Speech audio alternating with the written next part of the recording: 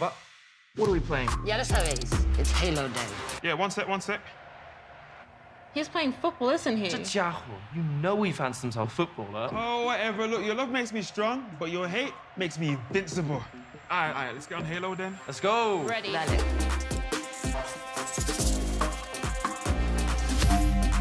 He's on my back this time, right? Chill, chaval. I won't ghost you this time. I'm going hallway. I got right. Uno fuera. Oh, another one down. Lock in. Next kill wins it. Where is he? No lo veo. Alicia, do you hear that?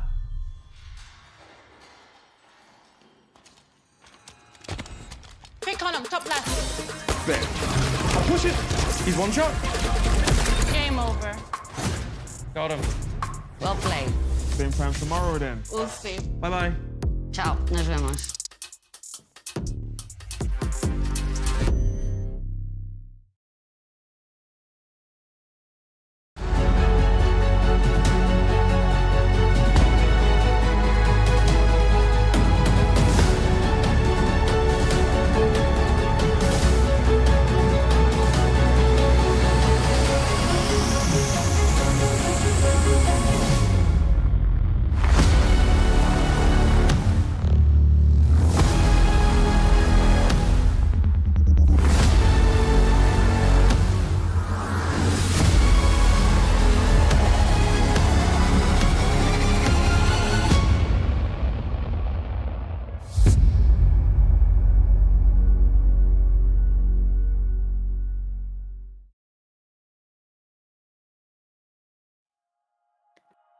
Good evening, ladies and gentlemen. Welcome back here on this Wednesday night to your third round of the 2024 qualifying series for the Logitech Pro Invitational this year as we continue our journey through Europe to the Hockenheim Ring, Baden-Württemberg in Germany for our third race of this qualifying series. My name is Daniel Yeaman, joining you here in the commentary booth for tonight, filling in for Scott Rankin. who's been unable to be with us this evening, taking a cheeky little holiday away this week. But joining me here, regular commentators Stephen Sandman Clark and Jake Burton here once again tonight. So great to be here with you two guys. It's my first time commentating with both of you for good measure as well. So hopefully stepping into some bigger shoes to fill here this evening, Stephen. Good to talk to you, mate.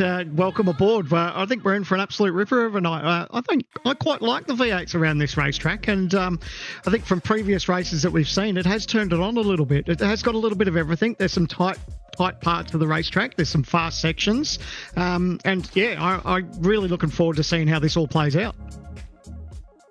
Certainly, I think a good point to make there. Yeah, this circuit, of course, home to the German Grand Prix in years past, and well, it's seen plenty of changes over the years, has sort of solidified into this modern venue that we know it in its present form. And I guess, yeah, Jake Sandman there saying how he's looking forward to the racing standards. Have you had much experience with this particular combination before and expecting good things from it as well?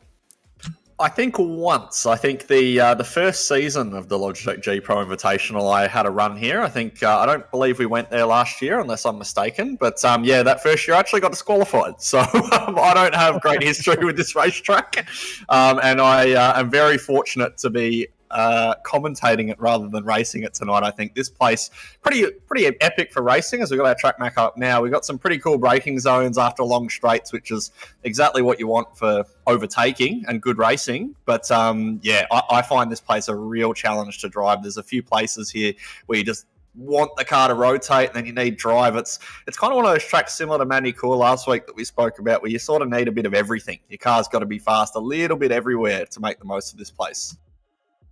I do think that's very good points to make. Of course, the hairpin will be one to watch out for there at the end of the Parabolica up at turn 6, of course, and watching if that's going to be a crunch point on lap 1 and potentially trigger a safety car. And if we do have safety cars, if perhaps it comes up again on the restart laps, of course. But any other spots for you, Sandman, that you look at this track and you go, this is spots to look out for prime overtaking spots, or maybe ones that we weren't expecting necessarily that you might think be some dark horses, as it were, for spots that might make for some good moves? The section I enjoy is through 11, 12, 13 and 14, because that turn 11 is actually quite a fast corner. If you can get it right, you can use a rumble strip on the outside, but then you just got to be careful not to brake too late into 12, because yes, there's a little bit of a bank in there, but you really want to get the car in settled and get it turned in. And there is sometimes an opportunity where someone will take that chance of maybe taking a bit of a dive bomb in that corner. Oh, that's a very good point to make indeed. That arena complex at the end of the circuit, been there since the mid-1960s, I believe, if I'm not mistaken, with the circuit, back when it used to still run out into the forest before basically the beginnings of the modern complex were made. That there is turn 11 indeed, bringing up on the cameras. Big thanks to producer Jake Kennedy for that shot there. So yeah, the drag strip as well here at the circuit. Jake, yeah, as I said, really wide entry, a lot of exit you can use, but the gravel trap's waiting just on the exit curb, so you do have to find a bit of a balance there when trying to commit to the entry of this arena section. That's right, and I think with most sort of modern circuits that we see on the iRacing service, you do have a fair bit of tarmac runoff to sort of explore. Turn 1 is one of them, even the last couple corners, but obviously you are stung with 1Xs very easy. So putting the lap together in quali, particularly turns like turn 1, where you can get quite a large gain on corner exit by using absolutely every millimetre of the road. I think it's going to be really key, sort of the balance of how much risk do you take versus just putting the lap down and making sure you get a clean lap. Of course, yeah, that'll be incredibly important in qualifying. 20-minute all-win session coming up in about 8 minutes' time from now, and then a 44-lap, 200-kilometre race with 2 compulsory pit stops, keeping the distance about the same as what we've had from rounds 1 and 2, and we'll carry through, of course, to round 4 in 2 weeks' time as a result. Again, also touching on turn 1, as we actually, there goes a shot from the outside of the curbs at turn 1 here, Sandman. That apex curb, as we watched one of our Synergy cars, I think it was there, bounce over the apex curb. But also with the way that the exit is very much open for drivers to use if they so wish. But as Jake was saying, the track limits are pretty tight out there once you pass the blue and white curbing. Do you think we're going to see drivers maybe just who've got incident points to play with or are willing to maybe throw away some incident points, perhaps try and just go absolutely 110% through turn 1 and run just super wide, or drivers perhaps willing to keep it a bit smarter and stay within those track limits where they can? I guess it comes down to what part of the race they're at, isn't it? You talk about whether they've got some points up their sleeve and whether it's on for a race win. I think, definitely, or someone's going to think about it because, they're there to use, and obviously you don't want to be too greedy at the start of the race. But you can see from that camera and how those cars just grab that inside curb and get up on two wheels. It's easy to get your line right, but you can upset the car so easy, and that'll push you straight off wide. And then, like you said, using up those track limits probably isn't ideal. Definitely not in qualifying with only a 20-minute session. I think other places too, things like turn 10 and also, the last two corners, 15 and 16 here. Probably one of the two turns I would also want to point out, if possible, namely because of, just past the blue and white curbing, we do have some sort of, the sausage curbs, anti-cuts, if you will, and placing them on the outside can be a pretty nasty spot because if you get it just wrong, Jake, I guess you drive the car up on that orange curbing, you're going to lose traction real quick because it really does upset the cars here. Whereas if you obviously go past it, you'll probably have a bit of a better time there, per se. So I guess drivers, they're having to be mindful, of course, of pushing either further than you might think or not far at all and staying within the curbs.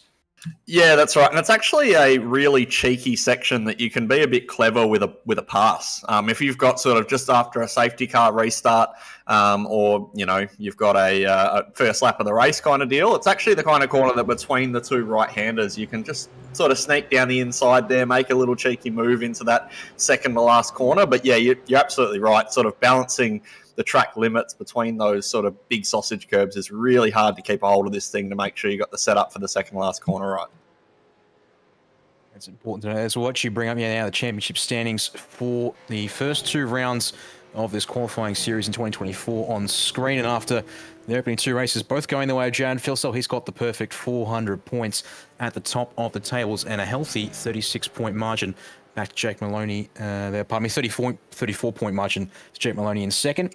A tie up there between the Sinji Sim Racing teammates of Forza Al Nabi and Jordan Ross. There, Sam, and I'd say, for our drivers here in the top 10, they're looking fairly comfortable. It's if we head over the page towards the 11th through 20th place spots, where things start to get a little bit more interesting as we start talking about this battle for the bubble in the top 20, who will be invited through to the Pro Invitational main game later on this year. Yeah, this is where the pressure cooker, isn't it, for these guys, especially if they have a disaster tonight. The last thing that any of these drivers that you see on the list in front of you, if they have a disaster tonight, that really reeks the pressure in for round 4. The last thing you want to do is be chasing that bubble to get in on the final race. You want to make it as comfortable as you can, and there's these guys that will be really thinking about, the way this all plays out. And I guess the start of it all starts in qualifying. They need to put themselves in a decent position, not too far back in the pack, because we've seen in so many races where you can be minding your own business, but as soon as you're back in that pack, you can get caught up in someone else's incident, and then that could potentially put you out of this entire series. Oh, without a doubt, indeed. For the drivers here from 21st, say, through 25th, maybe here 30th, Jake, who might have a chance if they can get a really good night in tonight. But we've also got drivers like Griffin Gardner, Job Stewart, who missed the last week's action at Magny-Cours, who are on the outside looking in at this stage. I guess we're expecting not much risk-taking from these kinds of drivers, or maybe we're going to see drivers really go all out to try and maximise things, even in spite of the risks that might be in hand as a result. Well, I've got a horrific memory, but if I remember correctly, Griffin and Job were second and third at round 1. So these are two guys who are going to be really, really competitive. Obviously, they're so good that they're actually probably, I would be expecting to qualify even with the missed round, with the way the points work. But you're spot on, even with what Sandman said before. The risk these guys take is they've already had one basically round. You're probably not going to qualify with 2 good rounds. So you do need to make tonight count. But, maybe you won't bother with the risk if it's, say, 5th moving for 4th, but you definitely want to make sure you're in that top 5 if you're in their position. Indeed. Well, there we go. On screen now, Job Stewart getting laps here in practice with 3 minutes remaining. For a moment earlier on, Sam, and during the practice session, Job hadn't quite joined the session, and so maybe I'm concerned that he'd actually miss out on things tonight. But there you go. Your top 3 from round 1 at Road Atlanta. Filsell, Gardner from Stewart currently your top 3 here in the practice times, and not even a 10th of a second, not even 800ths of a second separating them at this stage. No surprises that whilst this is the series to qualify into the Pro Invitational, that these 40 drivers here at the top of their game still, no times being left on the table, I would guess, at this point, based on who's at the pointy end and the gaps between them at this stage. Yeah, and I guess coming into tonight, these drivers would have done so much practice leading up to tonight. I guess, everyone's got different circumstances leading into tonight, whether some people may have been affected by, the blackouts in Victoria. But, yeah, thankfully that these guys are in the session now. They've done enough laps where they know they can pretty much just get in and get themselves into a rhythm. But that mindset changes in the next 2 minutes because now it's qualifying time. Indeed, yeah. I'm seeing 36 drivers in the server tonight, only 2 of them yet to set a time in practice. And one of them here, Jamie Johnson there, who was running P5, actually set the fastest time earlier on in the session, but it has been since eclipsed by the drivers such here as Jared Filsell. Once again, adorned in the newly Speed Cafe branded and backed Lobs Esports entry once again this week, and looking to probably go 3 from 3, I'm sure, to solidify his hold on the qualifying series. A little further down the order here, you got Andre Youssef looking to put another time on the board in practice, it seems, as he comes around the last 2 turns, and that looks fairly neat and tight line here. Yes, pulls out nearly 0.2 of a second to go to a 38.2 and jumps up as a result 6 spots there. So once again, the mid-pack still plenty close, it seems, for the times, whilst even though it has spread out a little bit relative to the top of the field. Always a good feeling as a driver, even if you were improved by a 10th or 2, just knowing that you're making those small gains, and a driver knows how that lap went. They'll know whether they screwed up turn 2 or turn 4, and then they'll give them some sort of idea of, what's left in the car at this stage. So whenever you grab those 1 or 2 tenths and you move up a couple of positions, it always does put a little bit of smile on the face, I'm sure of it. So we'll go on board with Jacob O'Reilly as Filsell moves the benchmark forward into a 37.7, whilst the 222 machine from Vermilion Motorsports rounds the last couple of corners here, looking to move himself up a bit like Teo Sorono did, you'd think, as he comes to the line, and indeed will pick a 10th off his PB. That will jump up to 14th place in the dying seconds of practice. And drivers now, I'm sure, either doing their last qualifying runs or, for the most part, given that basically everyone's in the lane already, I think already just psyching themselves up and getting ready to reset and roll here for this 20 minutes of qualifying coming up in a handful of seconds' time. Makes you wonder how the nerves are for some of these drivers. Obviously, they know, how important tonight is, and being such a short series, only 4 rounds to qualify for the main game. The pressure is on, and now it comes down to quality. You really want to put in something special. You really want to think about that banker. We talk about that through most of the rounds, where it's just so important just to get a banker in, and then you can go about attacking the racetrack. Because if you get a 1X, and you haven't put down a decent time yet, that's when the pressure starts to mount, and that's when you start putting that extra pressure on yourself. As the green flag flies in qualifying, and out comes the field here, as they don't have to get themselves sorted out, but they can do that on pit exit here, coming through the lane now. It'll be 2 wide where they can, and otherwise single file elsewise.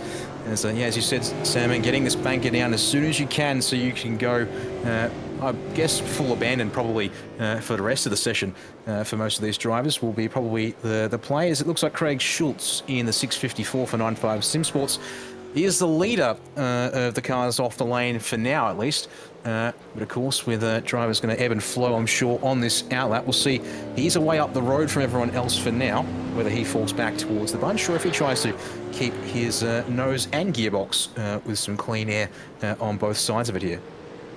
Yeah, I think if I was Craig, I'd be backing it off a little bit. The last thing you want to do is come across traffic. Obviously he won't come across it just as yet, but when he's on his hot lap, coming towards the end of his lap, he may be in a position where he could be tripping over cars. So he'd be mindful of that. I'm sure, no doubt, that he'd be well informed of where the rest of the field is, but he'd be definitely checking out that just to make sure that he has got some space, because the last thing you want is someone that is not purposely getting in your way, but even just that distraction of just having a slow car in front of you.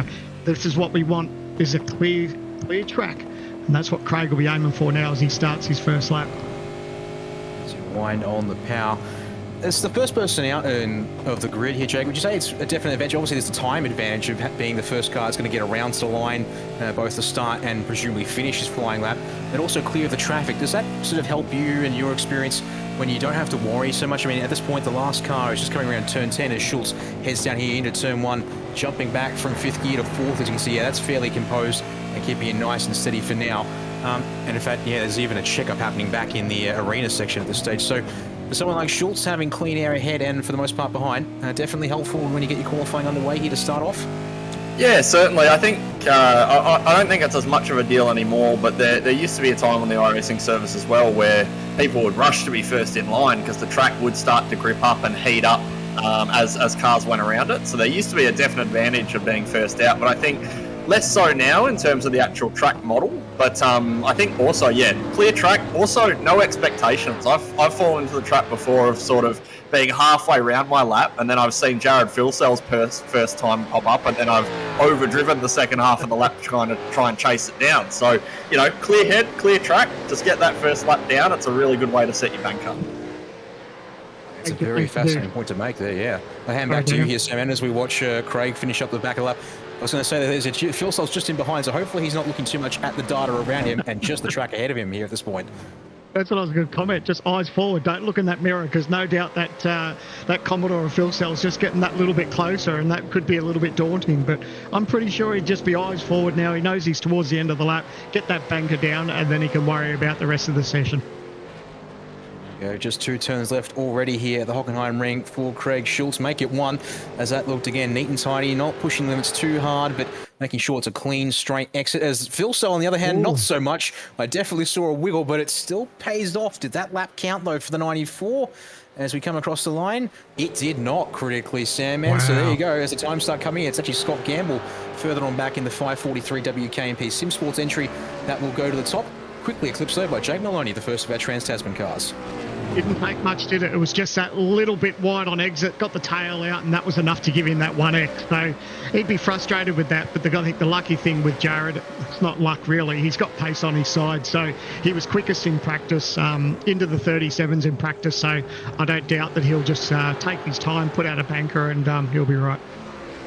Oh, without a doubt, he'll be back, that's for sure. It just means he'll have a little bit less time perhaps to go find the absolute limit around here as we watch the times roll in, and that is just about everyone across the line to attempt their first fly. 3 cars have come down to the lane. The 07 of Brady Baldwin, the number 28, which I believe I find that for you here in a second, of Richard Hampstead, and the 101 of Anthony Visma have all ducked to the lane straight away at the end of their first attempt. So unfortunately, looks like they've aborted those runs for now. So we'll hopefully see those 3 cars out again if there isn't any penalties withstanding from last week's action, as the drivers elsewise will cycle around and head back to the lane here.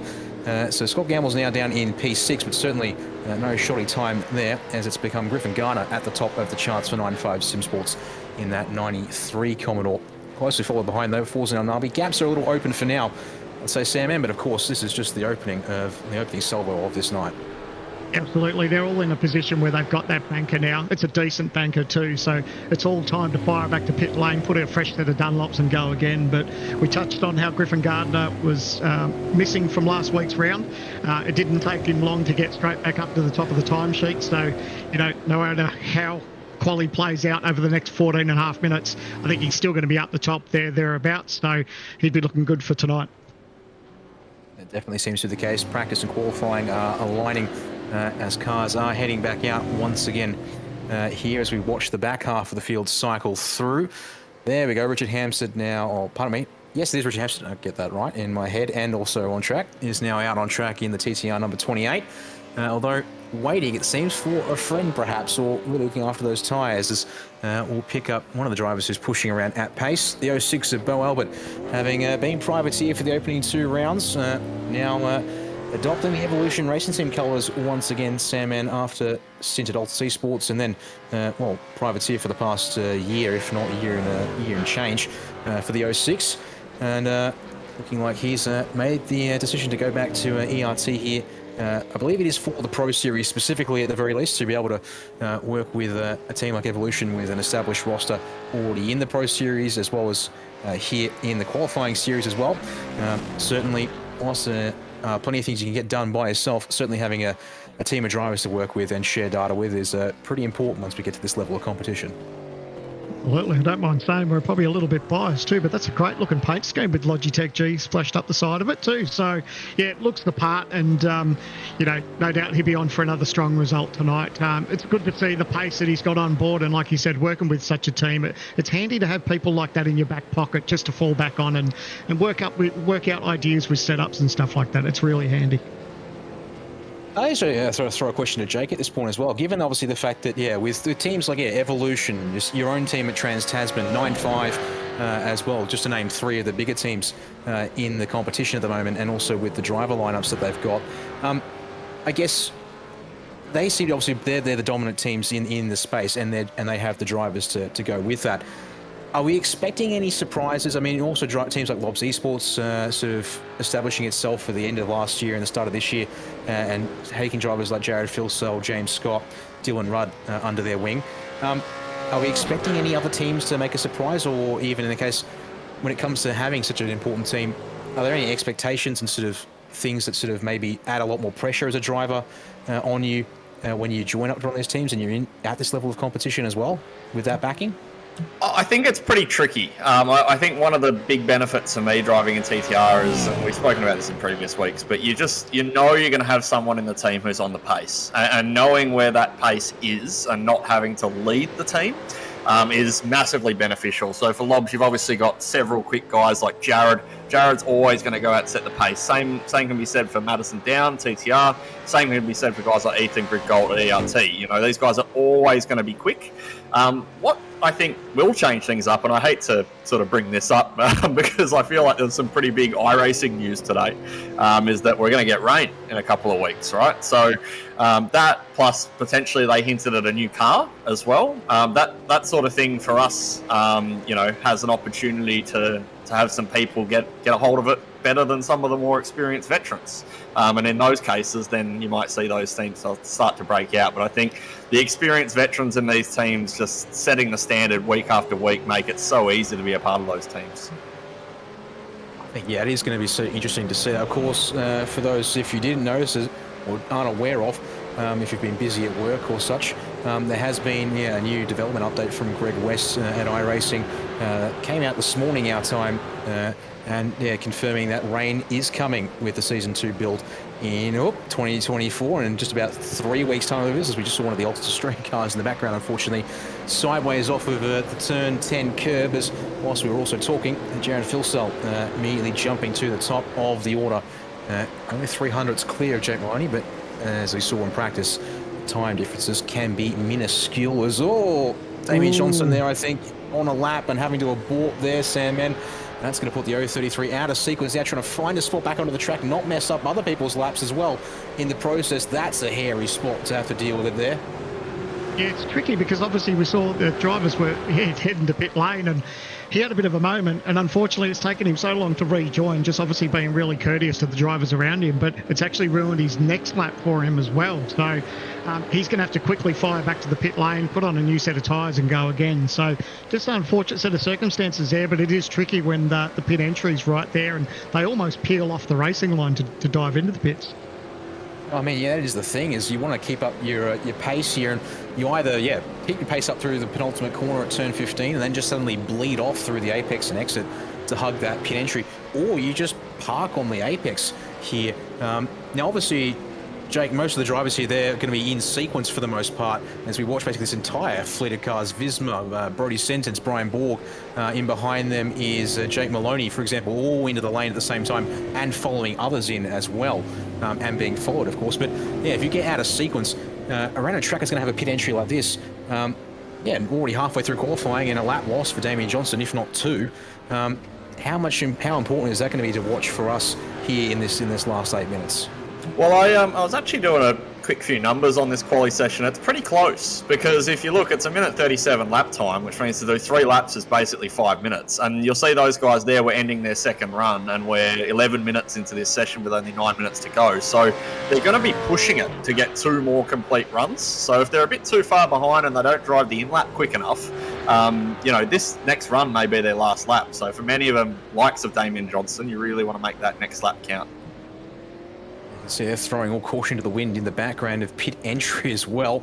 Didn't quite catch which car that was, but I'm going to suggest maybe one of the Vermilion Commodores there, which looked a little bit further back in shot, going helpful. I guess that is a curious point, as Jay brought up, is that the in-lap needs, the out-lap needs, in-lap, no, get it right, in-lap, my bad, it needs to be quick as well. But of course the drivers here are going to be trying to look after the tyres on the out-lap here, as well as try and find their gaps, settle in to a spot in the train. So I guess this is going to be a curious game to see is how much time are drivers willing to burn here on these outlaps, knowing that the clock is ticking on this qualifying session, just 7.5 minutes coming up, and still got a bit of spot. Times are tight, so you're going to have to find every little bit that you can. Thank you. Probably the person to ask about this is there was a time where it was crucial where on some racetracks you had to really go slow on an outlap just to look after those tyres for one lap. Is that still a thing? I know we saw Richard Hampstead going slow at one stage. He may have been looking for a drafting partner, looking after his tyres, I don't know. But is that still something that's crucial as it used to be in the past in some races?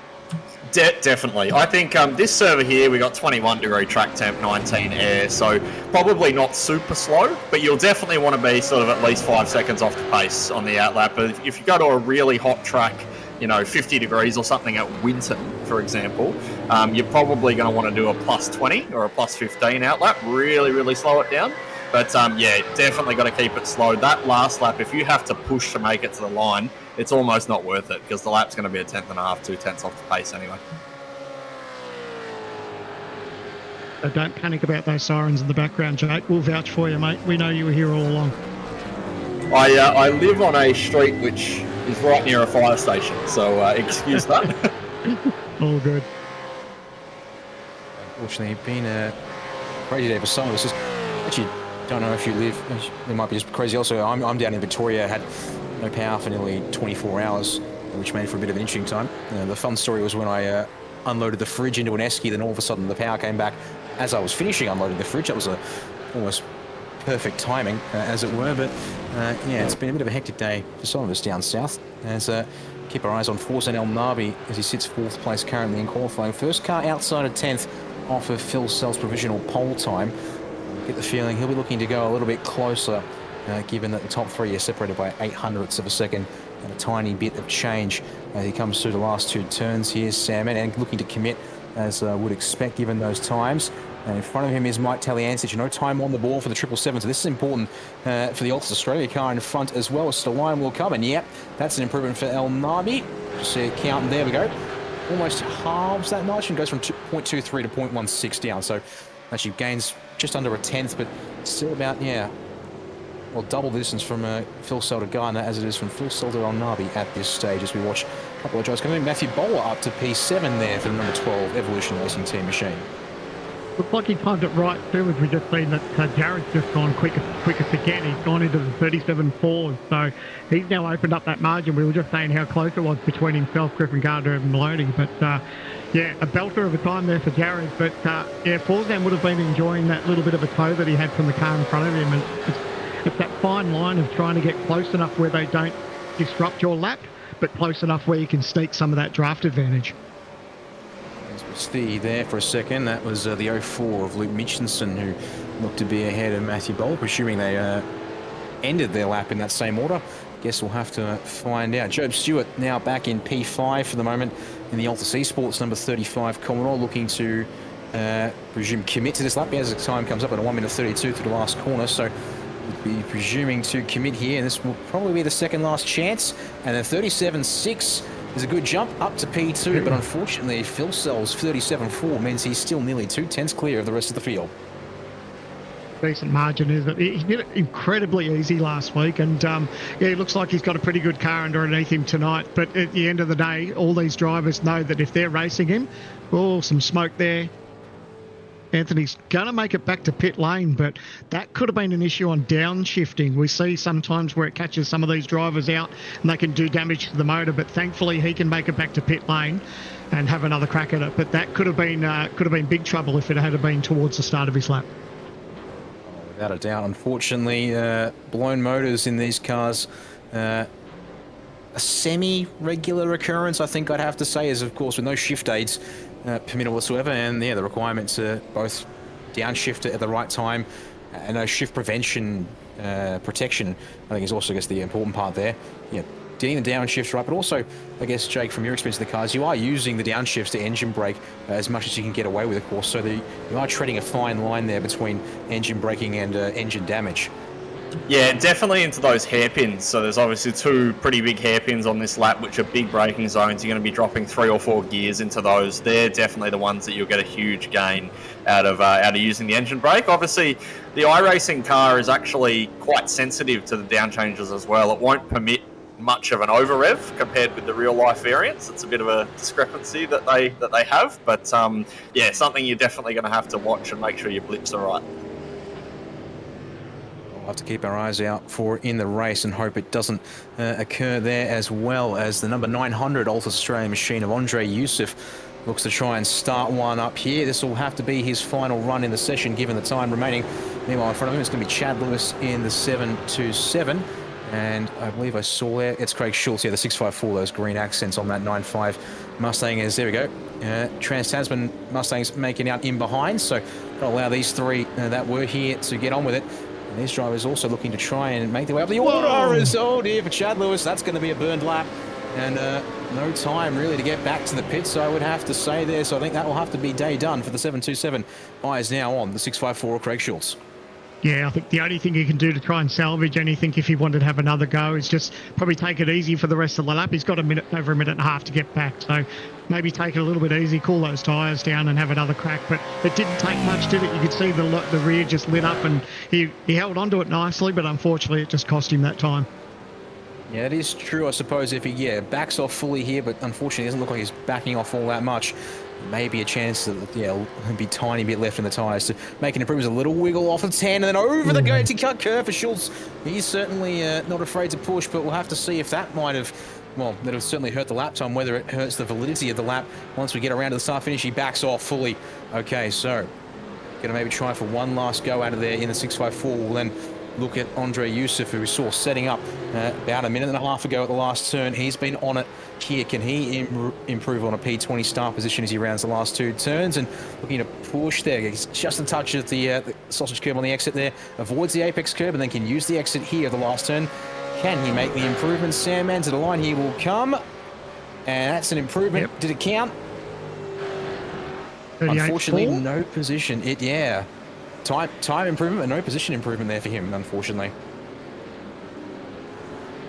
Yeah, it's so close throughout the field, isn't it? You know, you hold your breath when you make that 1/10 gain, and it's like, am I close enough to get something? But you see your time improve, but you don't see your position improve, and you sort of grit your teeth and go, oh, bugger, missed opportunity. But, at the end of the day, it's all about doing the best job you can in quali, and then, start thinking about the race now. Obviously, the session's over for a lot of these guys now, but there's still a lot of teams out here still having that last-ditch effort.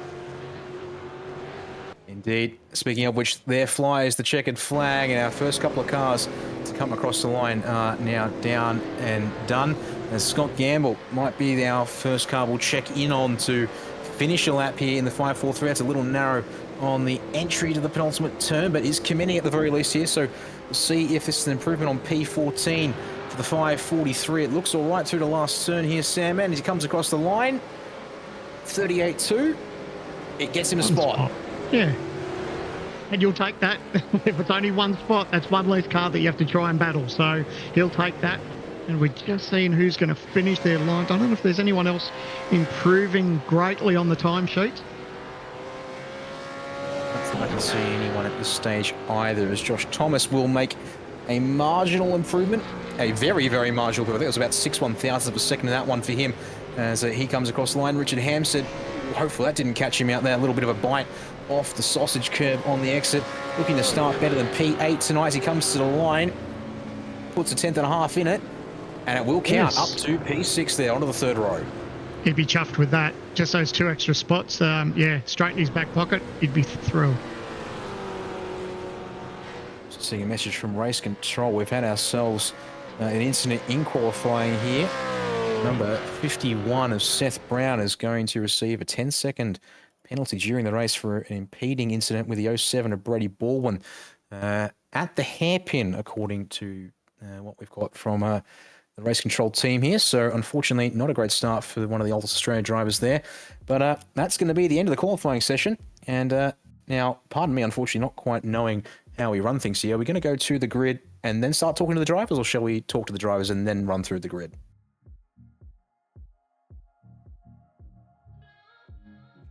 I'm being told in my ear. We'll go to the drivers. Yes. So I might hand to you, Sam, man, to sat to our first driver tonight. And who else but the man on pole position, number 94, Lobs Esports driver, Jared Philsell. And over here, and take it away, Sam, man. Congratulations, Jared. Picking up where you left off last week, mate. Pretty strong performance in quali. Didn't quite get that first lap down. Made a little bit of an error on that last corner, but you certainly made up for it as the session went on.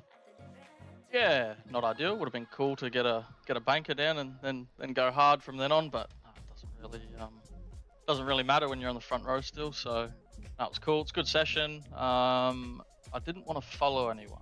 I saw a lot of people following each other, and that just wasn't my tact. Found it was slower, so I'm not sure how the other guys went following people because it's pretty horrendous. Lucky to get away with P1 here so we can lead the way.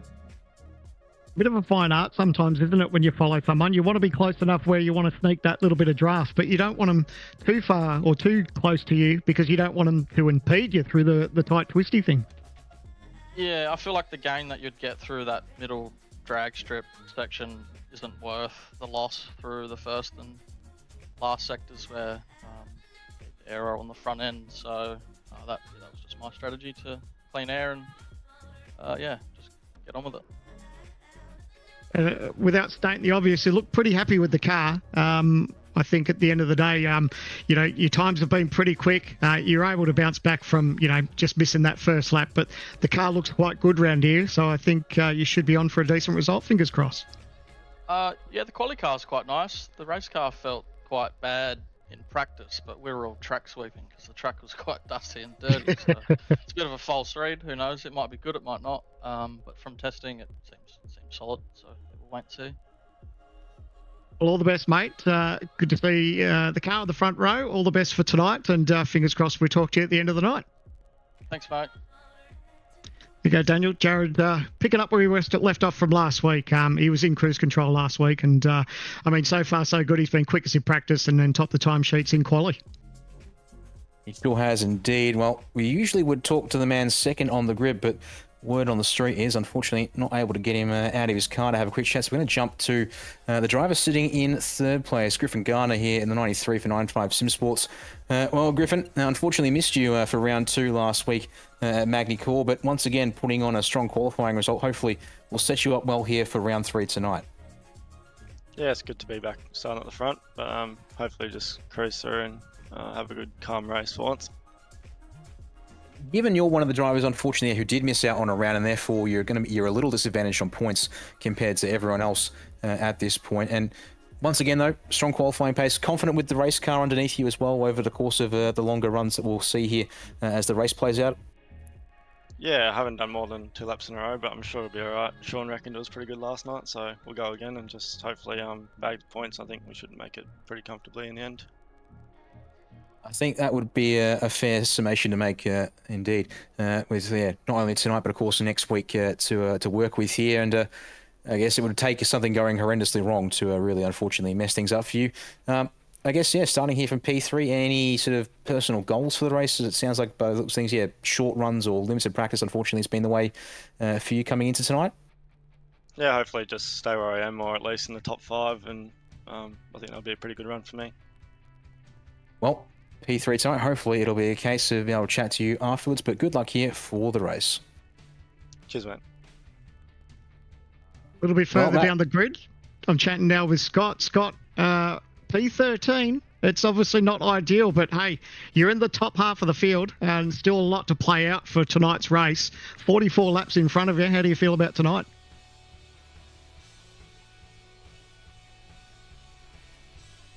If we can hear Scott, we might be having a couple of technical issues there. Oh, how you going, guys? Sorry. Oh, there he is.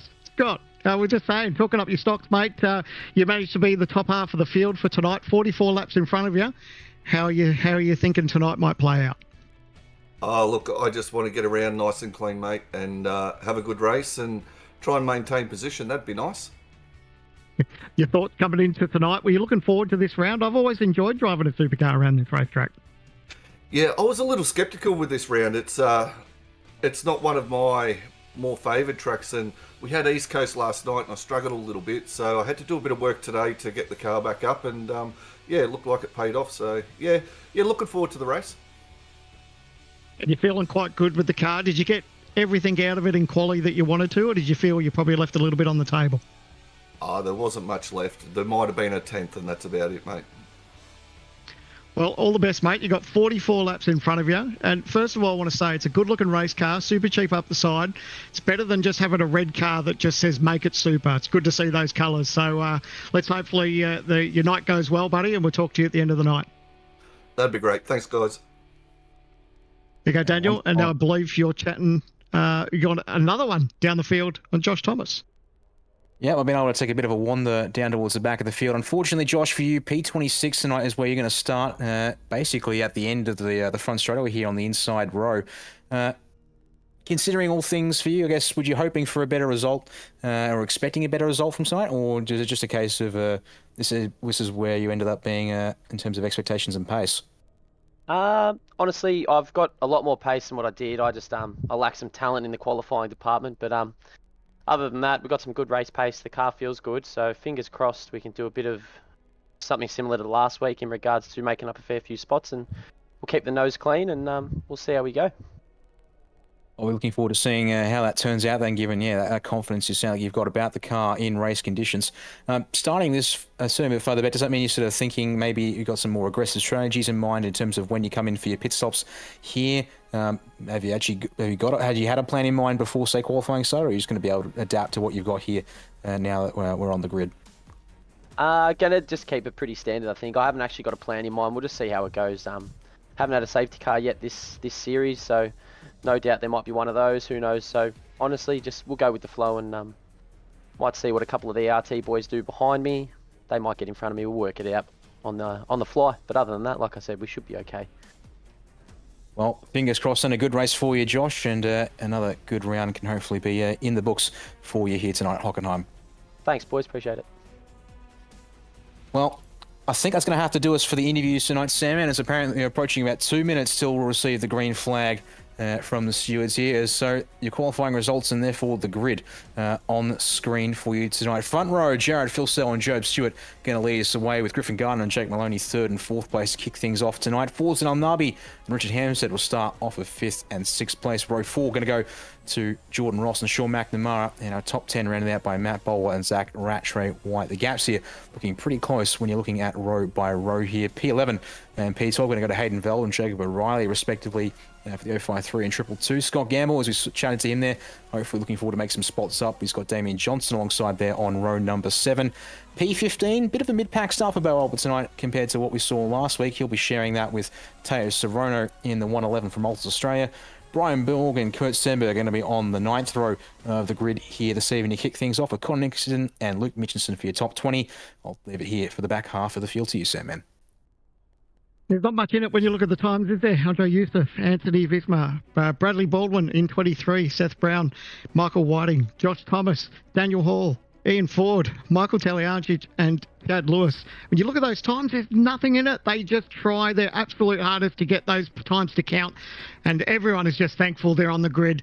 Not too far away from the start of this race, and this is where we see it all plays out. How are they all going to cope over the next 44 laps? It's going to be an interesting one.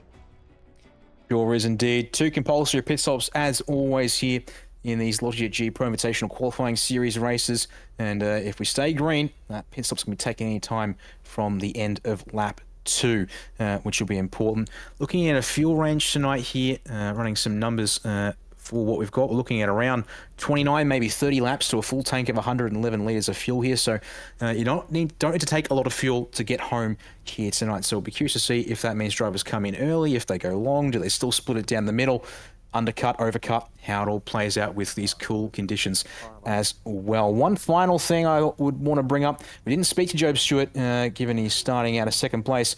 Partly one, apparently, was we couldn't quite catch him before the gridding began, but also critically, Sam, a 10-second race penalty for him for a separate impeding incident in qualifying as well, involving the 143 of Jordan Ross. So unfortunately, that's going to knock the 35 back a little bit here during the race, unless he can find a safety car that might be able to help things out.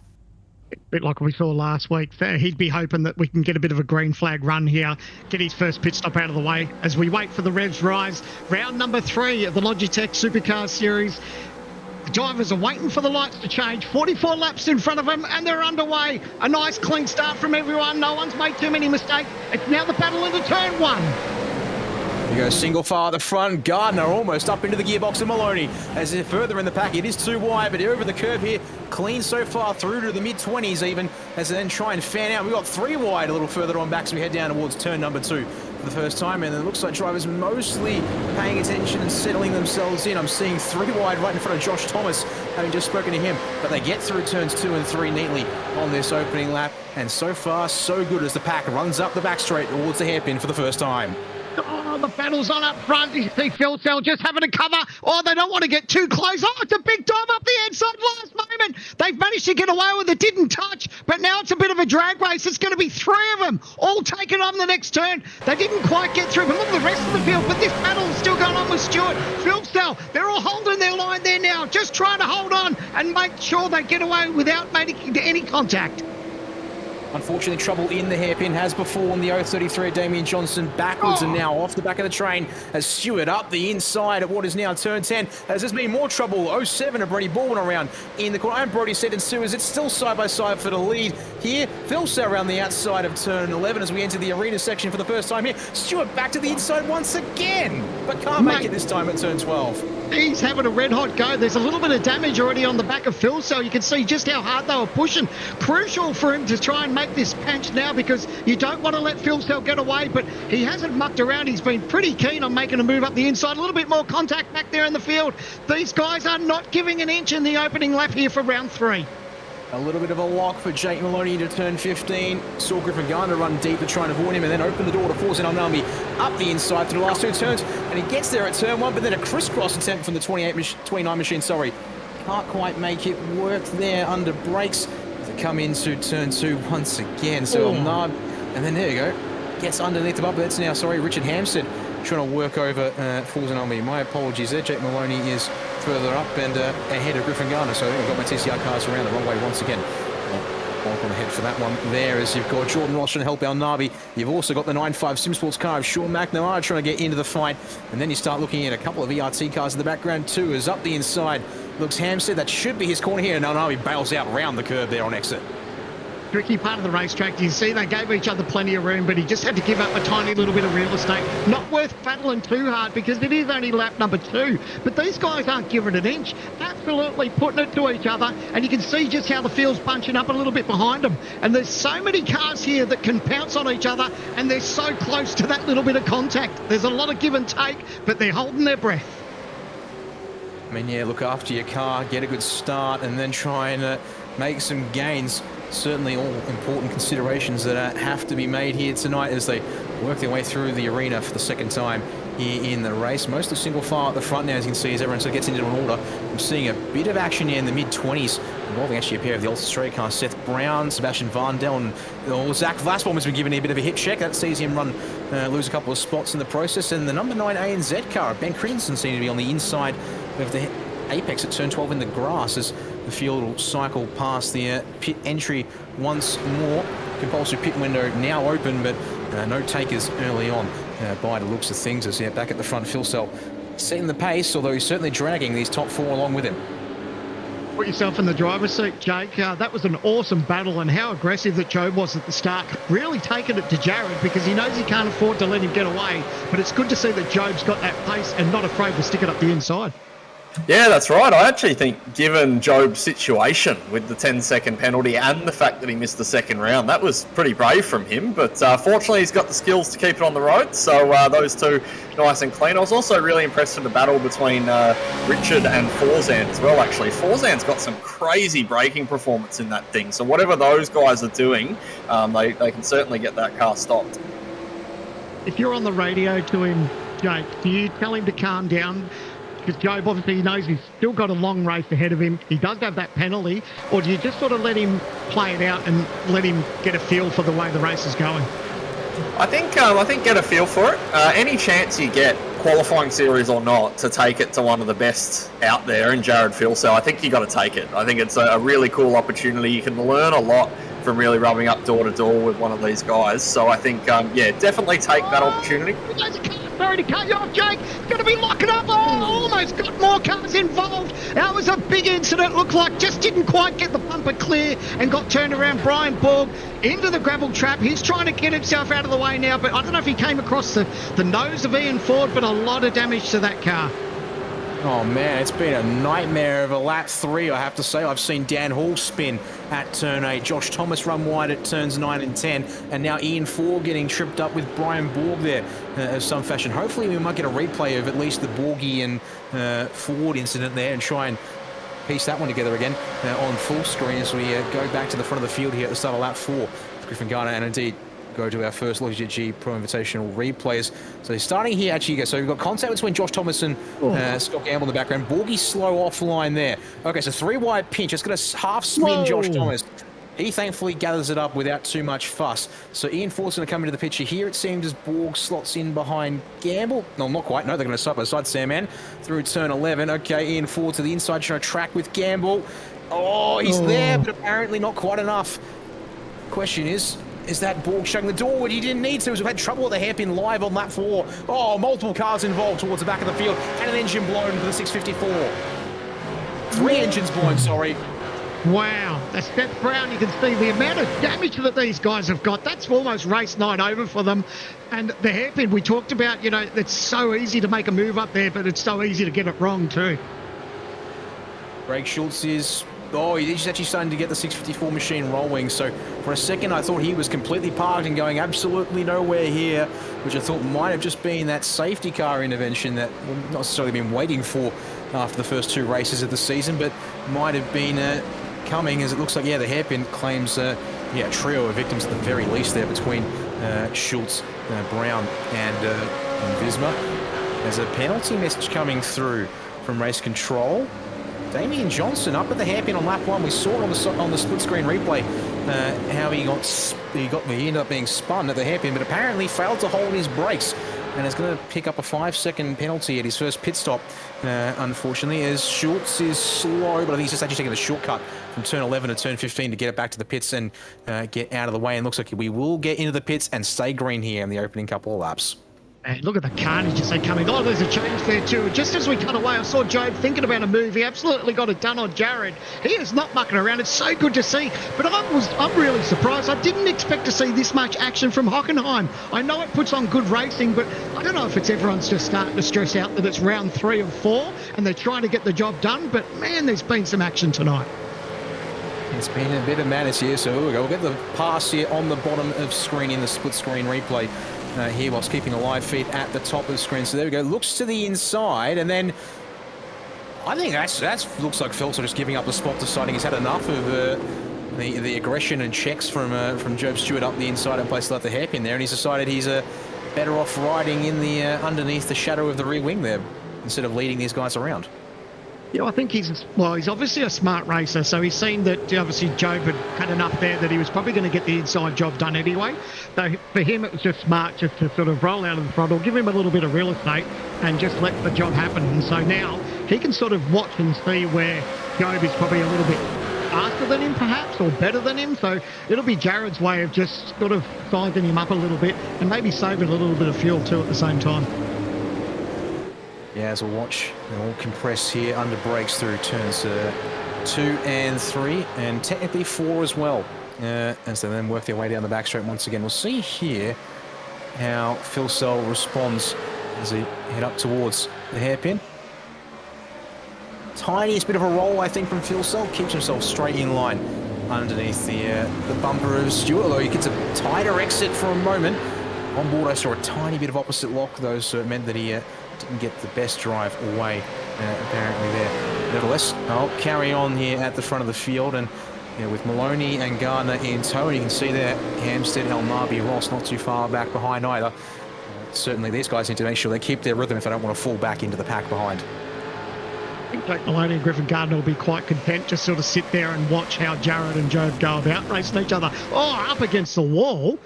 Talk about using up every part of the racetrack. I don't know if Jobs is really trying to push now, but just got to be careful not to do too much damage to these cars. It's still early days, lap 6 to 44. You still want to give yourself something to race with at the end of the race. Yeah, you certainly need to. These cars can pick up damage along the way, which definitely hurts the speed. I answer your question, I'll definitely throw to you, Jake, because I'm obviously not much of a driver of these cars, so I can't speak to how sensitive they are to panel damage. And the question is, getting there, the damage along the side of the car, do you feel that after a little bit? Does it take a bit of damage for that to sort of feel noticeable behind the wheel of these cars? Or sort of, yeah, is there sort of, what sort of the range you can expect on that there in terms of their sensitivity? Oh, it's grazing impacts don't really do anything. Typically, I found in this car, unless you get a really big hit, as long as you hit something flat, it's not really going to cause any problems. It's sort of when you go to tracks like Bathurst and you're coming through the grate and you hit something at sort of a 30-degree angle and really tweak the steering, that's when you start to get dramas. But yeah, I don't think Joe will have any issue with that. And I think, to be honest, just observing, I think he's trying to push as hard as he can because he'll probably serve his 10 seconds in the next pit stop. So he's probably trying to get in front to minimise the amount of track position that he's going to lose when that pit stop comes around. I think from my basic understanding of the strategy, you want to get that penalty out of the way as early as you can. Give yourself as much of the race to be able to actually respond and adapt to it, Sam. Man, there's no point keeping that penalty unserved until the end and giving yourself less time to work with it and be able to overcome it at the end of the race.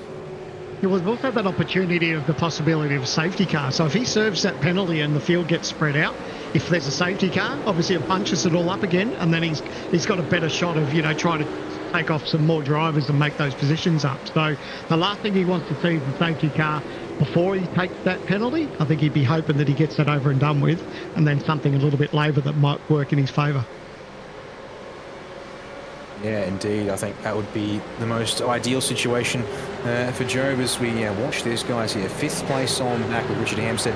Yeah, El Nabi, Ross close behind, but yeah, McNamara is not too far away. Matthew Bowler just about a second behind McNamara.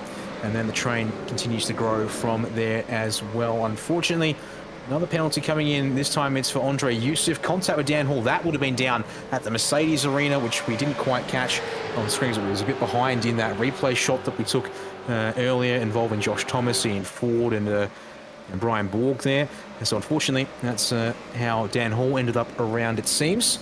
And it means our first car down the pit lane an unscheduled stop. Well, it's a drive-through in this case. We've had Ian Ford be able to get back out on track after his unscheduled stop. It's getting caught up with Borgie there. Unfortunately, it looks like we may have lost 3 drivers already from this race.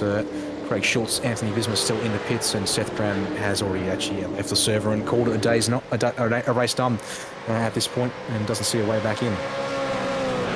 Amazing how frantic this opening laps have been of this round. It's caught me by surprise of how aggressive everyone was. It's been an absolute pearler to watch, and love calling it from the commentary box. But man, put yourself in that driver's seat where all these guys are having that red hot go. It really does make you start to think about how your race is playing out.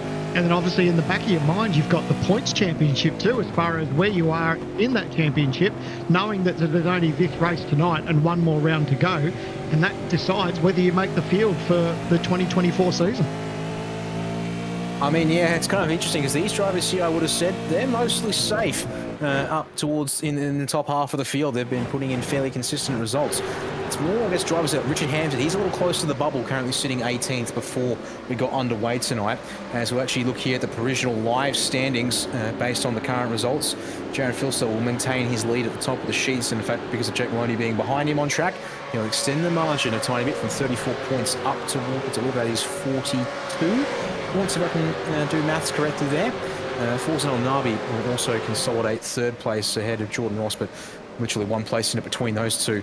As looks like, did I just see, yep, Jared Filsell around the outside of the hairpin on Job Stewart, although the 35 Alt Esports guy's going to be a slow bit. No, he ducks back in line. So he concedes that apparently the lead was not to be at this point in time. As we'll then, flipped in here to this here. These drivers around the bubble. So what this race is doing, Griffin Gardner gets himself cleared by, jumps up inside the top 20 there. As no surprises to be sure, but he's still not going to be super safe. He'll still need a good result tonight and in 2 weeks' time for the final race, Sam Mann, to consolidate his position.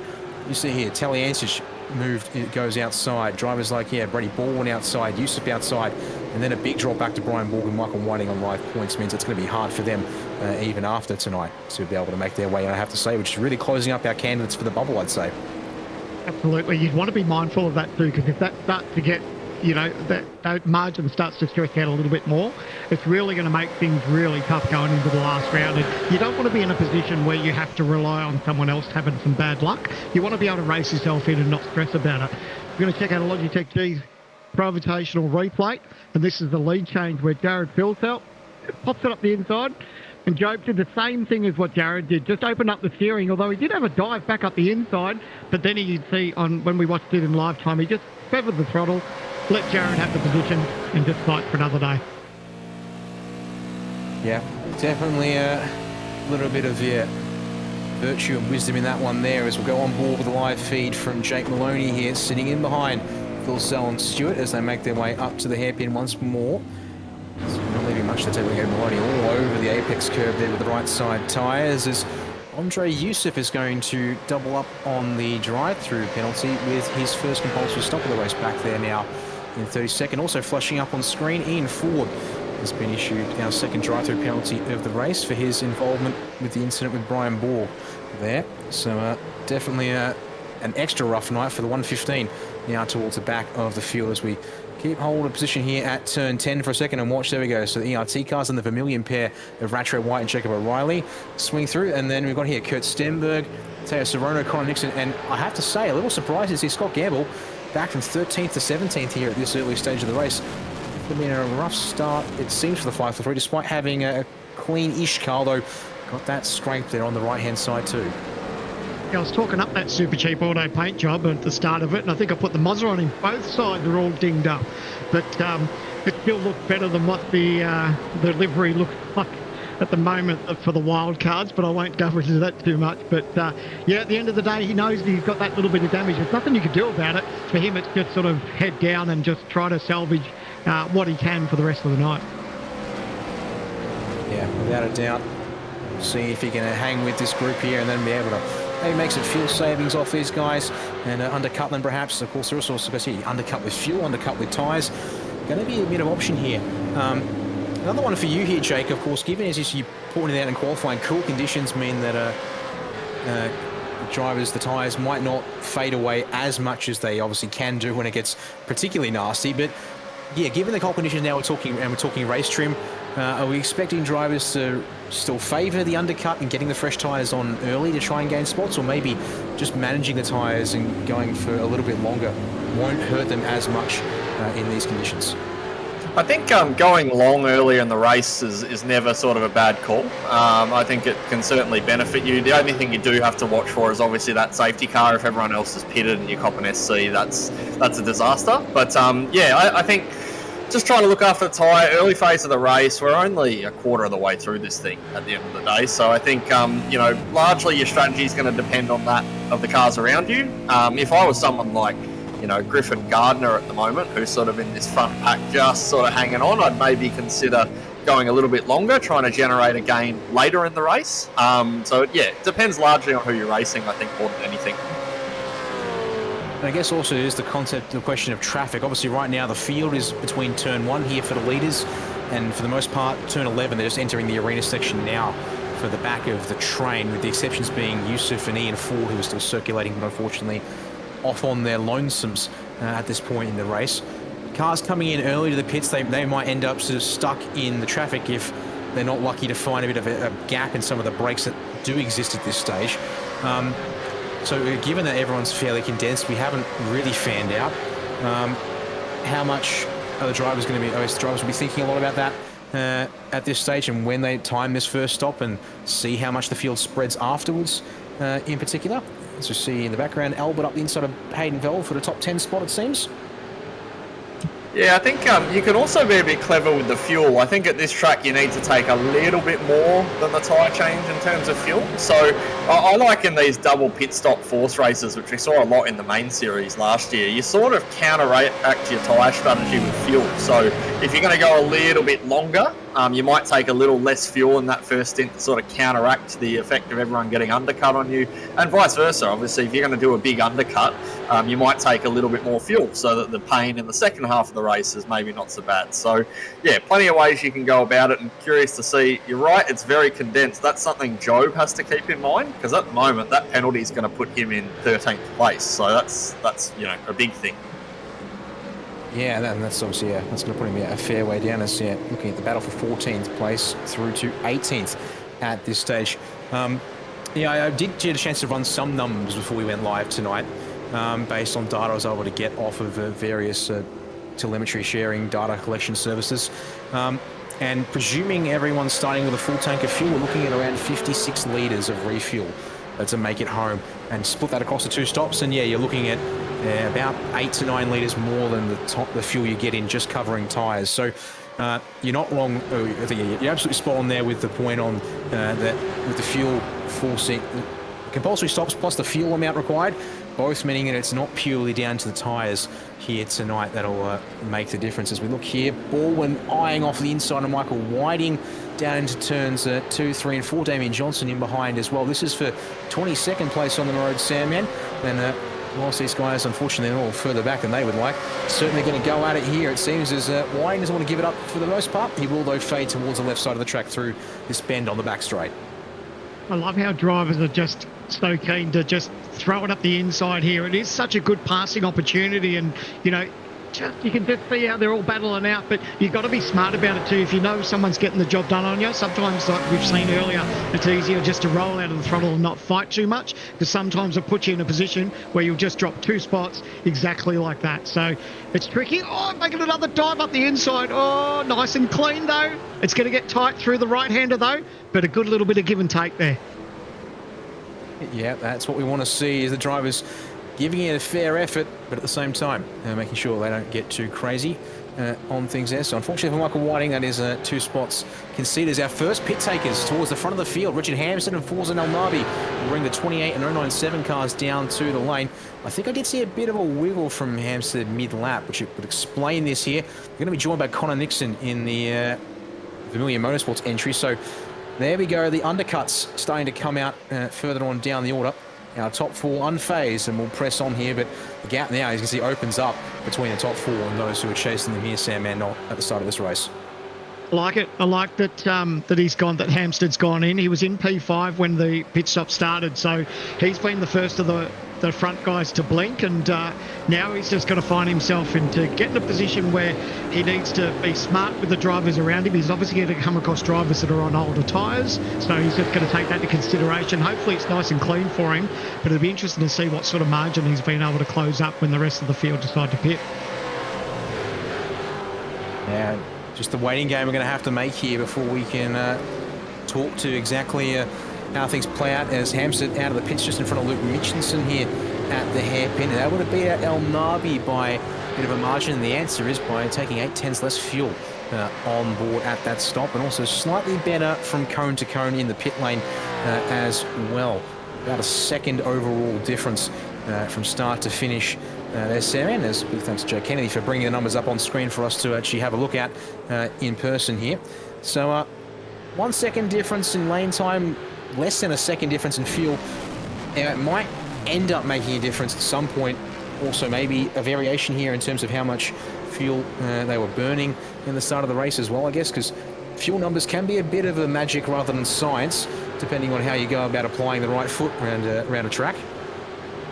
Yeah, well, there's a lot of equations that make me better in the commentary box than I do on the racetrack. And the one thing I was never able to do as a race driver is save fuel. I was terrible at able to go fast and save fuel at the same time. It was a knack that I could see Madison Down do quite a few times, but unfortunately I was never able to muster it. But that fuel thing is important, because at the end of the day, yes, the drivers need to make 2 pit stops, but you're not going to not take tyres. Everyone's going to always take tyres at that pit stop. So it's really only the fuel that you've got to play with as far as trying to get some sort of advantage in pit lane. Yeah, in fact, actually, curiously, I actually have run some numbers once upon a time. Part of actually my broadcasting events with SimSpeed. As there you go, host of drivers in the lane now.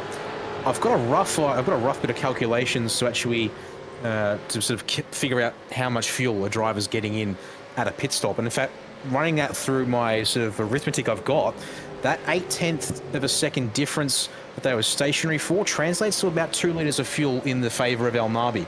And that's just over half a lap of fuel at full pace from what I could gather before we went live tonight. As there we go, Hamster's going to get up the inside of Bree Baldwin to get another car still on old tyres out of his way, get more clear air on the nose of the TTR number 28, and hopefully keep pushing, and then also be able to have more air clear up as drivers peel in, as we've got 3 of the ERT cars in from around the top 10. Albert, Bowler and Veld in together. They're followed in by Rattray and White. They're following Jordan Ross in as well. So it's now basically our top 4, and then a host of drivers in the med pack to be sure here. Now we're really seeing the strategy split its way out. Jake, you're the man to ask. How hard is it to save that 2 litres that Daniel was talking about? If obviously, you know, as a driver, you want as much notice as you can to start saving fuel. But how tricky is that if you know you've got 2 litres to save? You'd always rather do it in pit lane, Sam, man. Like, you know, Dan's spot on in terms of the fuel rate. It's about 2.4 litres per second that these cars fill at. And, you know, the amount of time, unless you're sort of saving fuel for free, in the case of someone like Job or Maloney at the moment, it's always going to be like faster in terms of the whole race to take it in pit lane rather than save it out on the track. Obviously, as I say, you'll take your opportunities where they come to save fuel, but you never want to be in a situation where you sort of have to underfuel to get yourself back into the race. Oh, how's the wiggle there for Job Stewart? He's having a red hot go. He knows his tyres are sort of, what are we? We're 16 laps in, so he's been having a red hot go. You can see the car moving around a little bit, but he can see that he's got a little bit of pressure from Jake behind him too. So these drivers will have some sort of idea. Jared Filsdale now dives into the pit lane, and Griffin Gardner as well. So you can see these guys have already decided to fire off into pit lane. I was going to say, I just wondered how much longer that Job and everyone was going to start thinking about pit stops, but they've obviously seen now that Jared and Griffith have, you would imagine they'd probably come in next time by. Yeah, you can't afford to stay out too long is generally the consensus. I guess we'll see here though how they play things, as we've got ourselves El Nabi and Ross, different strategies working their way around the field. I can actually see here Jordan Ross has gone for a bit of an ambitious one here. 10.7 seconds stationary, as in fact there we go, we see it from Jared Filsell to 10.5 seconds versus 14, and that's why going to get himself clear of drivers like Richard Hampstead, and Griffin's going to come out with El Nabi here, so he has a bit of fuel advantage, but the undercut on tyres and the slightly shorter stop for El Nabi has put the 93 well back in this battle now, which was practically around the position of 5th on back. I think the thing that he's got in his favour, though, he'll have those couple of lap fresher tyres. So once he just sort of gets into a rhythm, I think he'll be thankful he's got those extra litres in his back pocket. He'll cover himself here a little bit because he doesn't want to see someone dive up the inside. But I think give it another half lap or so, and I think he'll be able to hold on and just slowly start to pull away. Oh, without a doubt, he has the tyre advantage already, even though it's only been about 2 laps. In fact, 1 lap for... actually, 3 laps for El Nabi, 1 lap for J-Ross, and there you go. J-Ross going to let El Nabi, well, go almost through turn 7, but then nearly ended up right underneath him again through turn 8.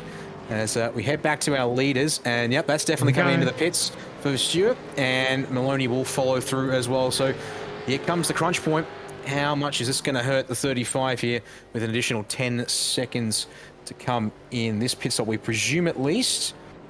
Haven't seen confirmation that he'll serve it at this stop though from any spotter or the such. So it would seem crazy to me to wait it out, but the numbers will tell us on screen as Philso will reclaim the race lead eventually. Got Kurt Stenberg though in front of him, who's going to press on here. Decent margin too. Like he was already in the last corner before the boys had come to a stop in their pit stall. So definitely got good pace there for Jared. You can see the times now. So Joe didn't serve that penalty as yet. So that's still something that he'll have to think about as the night goes on. But yeah, Dave, Jared Filsell's really opened up some of that margin there.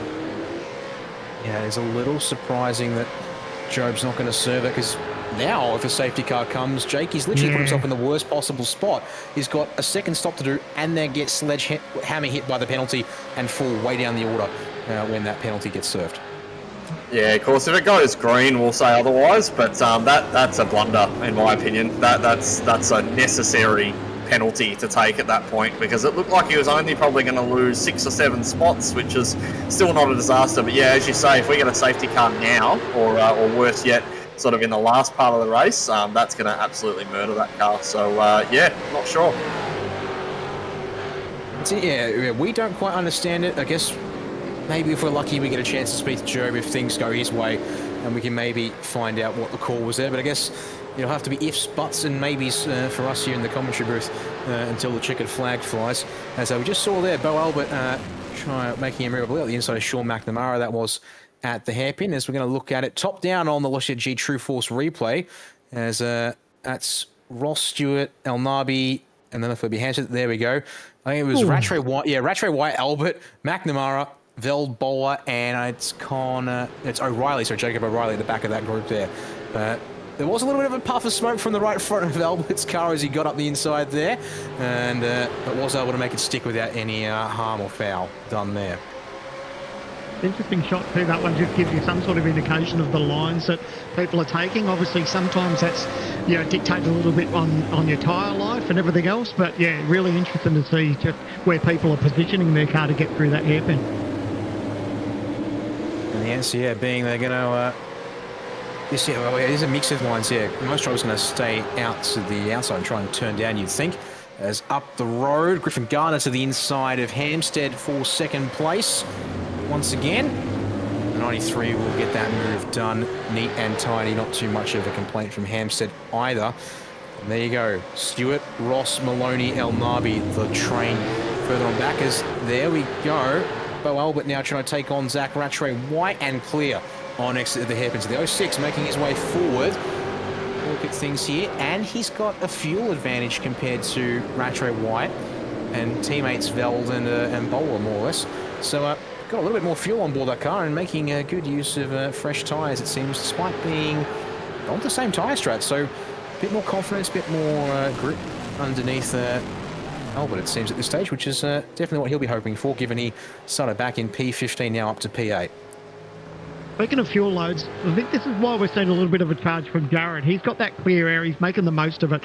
He knows, or maybe someone's relayed the information, that we know that there's a 4-second difference between Jared and Griffin between their pit stops. So, Griffin's got that little bit of extra fuel on board, so that is going to, he'll have to take less in his pit stop. So I think Jared's aware of that and pushing on and making hay while the sun's shining. Yeah, indeed. I mean, we're talking about the numbers. All the drivers and teams have access to the numbers of themselves and everyone else. So it is fairly straightforward to find out what you want and what you need in this day and age with the data gathering that the simulation platform provides. But yeah, and maybe, as you said, it might be interesting to see is whether, us being able to talk about it and sort of provide context to the audience means that, the teams are more conscious about it. There we go, top down. That is going to be Maloney up the inside of Jordan Ross and gets clear on exit before that curb ends there. So, once again, not too much of a fight being put up at this stage at the hairpin. Oh, engine blown from Maloney through turn 7. No. Yeah, that is lunched big time. We talked about how easy that was. Jake, you know firsthand that sometimes it's so tricky with a downshift, but he was in such a good position for tonight, and now, unfortunately, it's going to be night over for that TTR Mustang. That's a weird spot too. Like, it doesn't even look like it's done on a down change or something there. That's really weird. Did it go from the hairpin, do we reckon? I'm just double checking that for you now, Jake. No, it's happened on the entry to turn 7 as he's pulled up, if you can believe it, into 5th. Yeah, that's weird. I've never seen that before. So he's gone up from 4th to 5th gear, and on the up change it's gone. That's really, really odd. I've never seen anything like that before. Me neither. And I'll apologise because I just assumed it was a downshift. Like you said, we always see it on a downshift, but to see it when a driver is shifting up gears, that is just, it's unheard of. I mean, I've had the privilege of doing some commentary in other series. And anyway, I'm going to watch it out the back here. That's 4th gear. And kaboom, straight after 5th. The only thing I can ever think of something like that happening is you get a knock in the front of the car and punch the radiator out or something like that, and that can sometimes happen, but I've never seen that happen in the V8, only ever in other cars. His car looked good though. It didn't look like he had any damage whatsoever. I mean, I guess we're speculating that there wasn't any damage, but his car looked really good. But how heartbreaking for him to be in a position where he was running in that top group, and now it's not over for him. Yeah, it's an absolute disaster to have that one. As we're being told, we're going to go to another replay. I think we might have seen it on the top then at the hairpin, but once again back to the Logitech G True Force replay. So eyes on Kurt Sternberg in behind and Connor Nixon, who's now outside shot in the 168 Vermilion car. Sandman. Oh no, it's contact between Josh Thomas and Connor Nixon there. So Steady with a nice clean move up the inside, and maybe Josh there leaving too much space for Steady to make sure they got through to be able to leave the room around the outside for the 3 wide in the form of Connor Nixon there. Yeah, that's exactly what happened. He just opened up the steering and then just gave Stenberg the room, but unfortunately there was a car on the outside. So, yeah, tricky one, but unfortunately you got to keep your wits about you, whether it's inside, outside, or both at the same time. That was, yeah, just a little bit unfortunate. Yeah, another car down the order. Nixon has gotten going once again, but the 168, he's now sitting down in 16th place at the moment. So has lost a handful of spots, but actually not too many. Stenberg up in 13th by comparison. As we check back in with the front of the field. And live standings on the table as well. Jared Filsell now out to a very healthy margin with this unfortunate demise of Jake Maloney, who was his nearest competitor in the standings after the opening 2 rounds.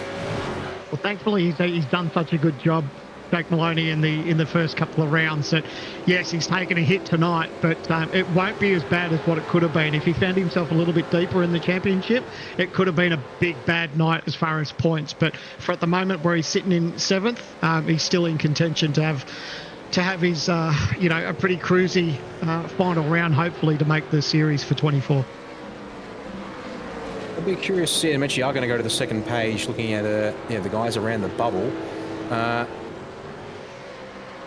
curiously, Maloney is not showing down here this far yet, which tells me that he's still being provisionally scored points, even though he is stuck in the pits at the moment. So that might play out further on as the race goes on, and therefore he falls outside the percentage window relative to everyone who stays on the lead lap of the race. Yeah, that's going to definitely put him, it looks like, at risk of being close to the bubble, but just thereabouts, maybe 15th or so by the looks of things, based on the fact he came into tonight with 366 points. No, we touched on it earlier with that penalty for Job Stewart. The thing that concerns me is, yes, he's trying to hope for that a safety car doesn't come out. But the thing that hurts me is that I want to get my penalty over and done with. So it gives me more time in the race to actually close up the gap and make those positions. And that's one thing that's hurting him. The longer he leaves it, obviously he's not going to pit just yet. He hasn't been out on track for too long since his last pit stop. So, when you're not buying yourself enough time at the end of the race to try and make up those positions, that thing can be very, very tricky for him to consider, and that's even without thinking about the safety car. Oh, I've just caught Sebastian Vandel, maybe giving a helping hand to the hairpin with Scott Gamble, but I'll find out about that once we continue to watch the battle. And might have been a tiniest bit of a rear end tap under brakes before either car turned, and yeah, that looks to be the case. Looks like Gamble, as you can see, is still behind Vandel as into the Mercedes arena they go, and nose to tail there.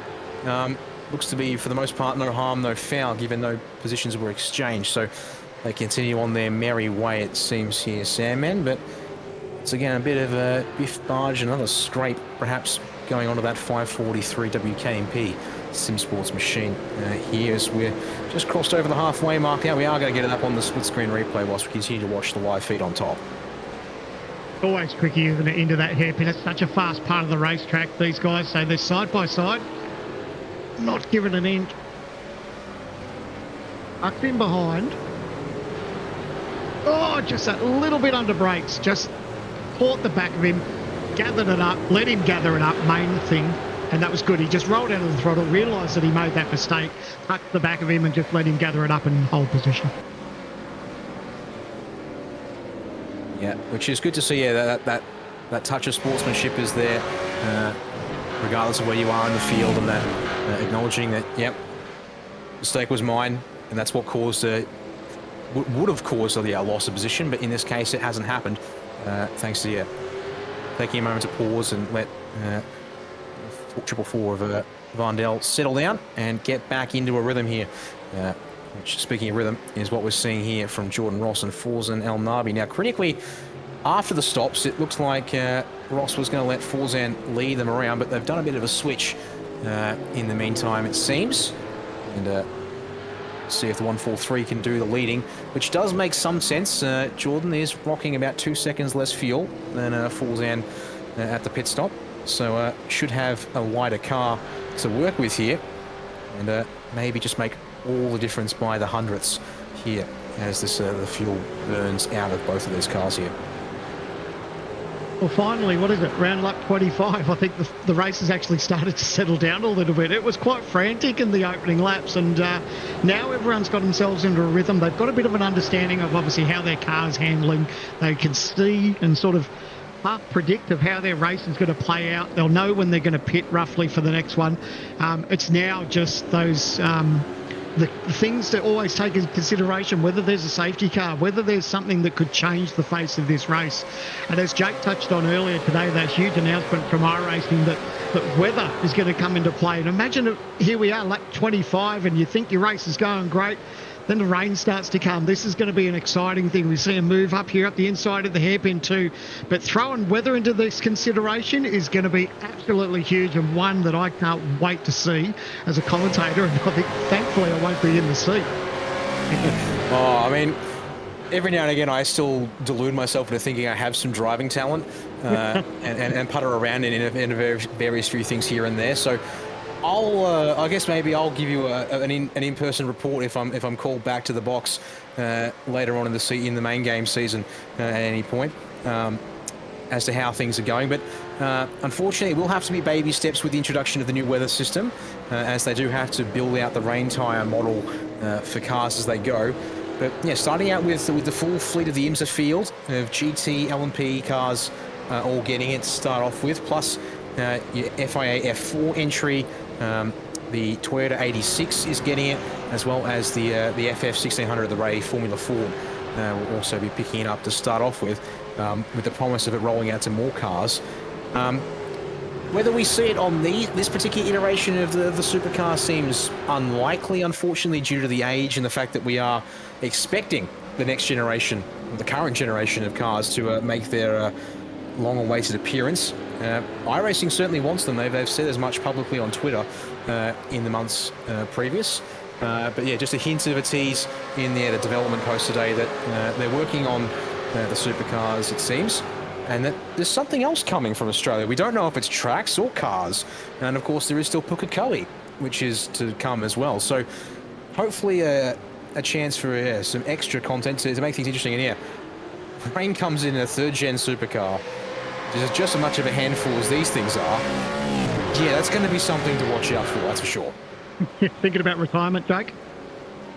No, I'm keen for the new car. I think it'll be good. I always love those resets. As I sort of touched on earlier in the broadcast, it's a whole new opportunity for those who are, new to the supercar and iRacing to get a leg up on the guys and girls who have got so much more experience than them. Typically, it is always the cream that rises to the top, and that was the same with the ZB and the VF before that. But I always like to see when a new car comes out, there's some teams and some drivers who pick up on it a little faster than others. So I'm keen for that. That is very true indeed.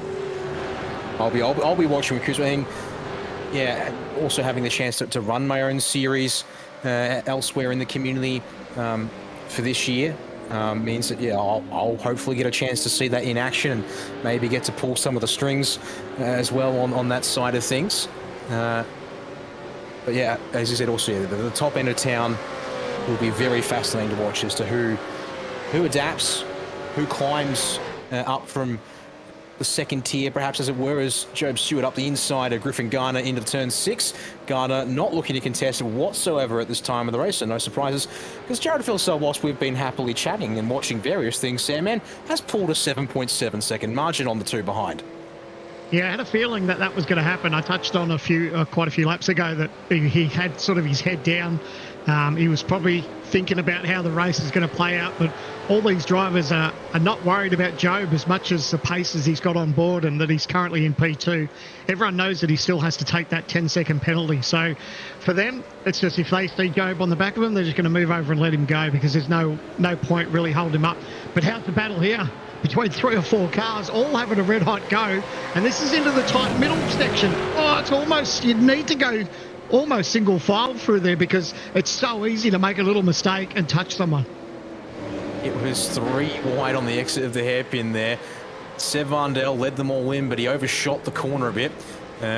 Connor Nixon thought he had a chance of getting it, but he was a little deep too, because then Scott Gamble tried up the inside in the 543. All of that happened, and Brady Baldwin was happy sitting behind, it seems, because he didn't quite get in position to make a run of it. But yeah, once again, battling here. 16th place, sure, it's not the top end of town, and it's a detached from the next group of cars up the road, and it's going to keep getting detached from the next group of cars up the road if they keep this up. But every position matters for these guys, it seems, and certainly all the more power to them for being able to put their foot down and try their hardest. Unfortunately, though, while all of that was happening, the 07 Brady Baldwin car in the back of this train has picked up a 5-second penalty, which he can serve at his next stop, but also might not. I guess that's the other question, is as crazy as it is, you could theoretically not serve the penalty in race and just see where it lands you at the end of the race with it applied manually to the finishing results. Now that was apparently for back on lap 4 at turn 6. Turn 6 is the hairpin, so unfortunately once again hairpin doing its thing. I'm going to scroll back to my log of events, see if I can figure out who that might have been with for you, Sam, and whilst we keep watching this live here on lap 28. Oh, it's with Craig Schultz. It literally says in the message. I'm going to pretend I didn't set that up for myself whilst having all the information at hand. You were basically just testing us. That's all. That's a bold accusation. It's just I'm testing you when you're the one with the experience in the box and I'm the newcomer. But anyways, here it is back on lap 4, the replay split screen whilst we keep live up top.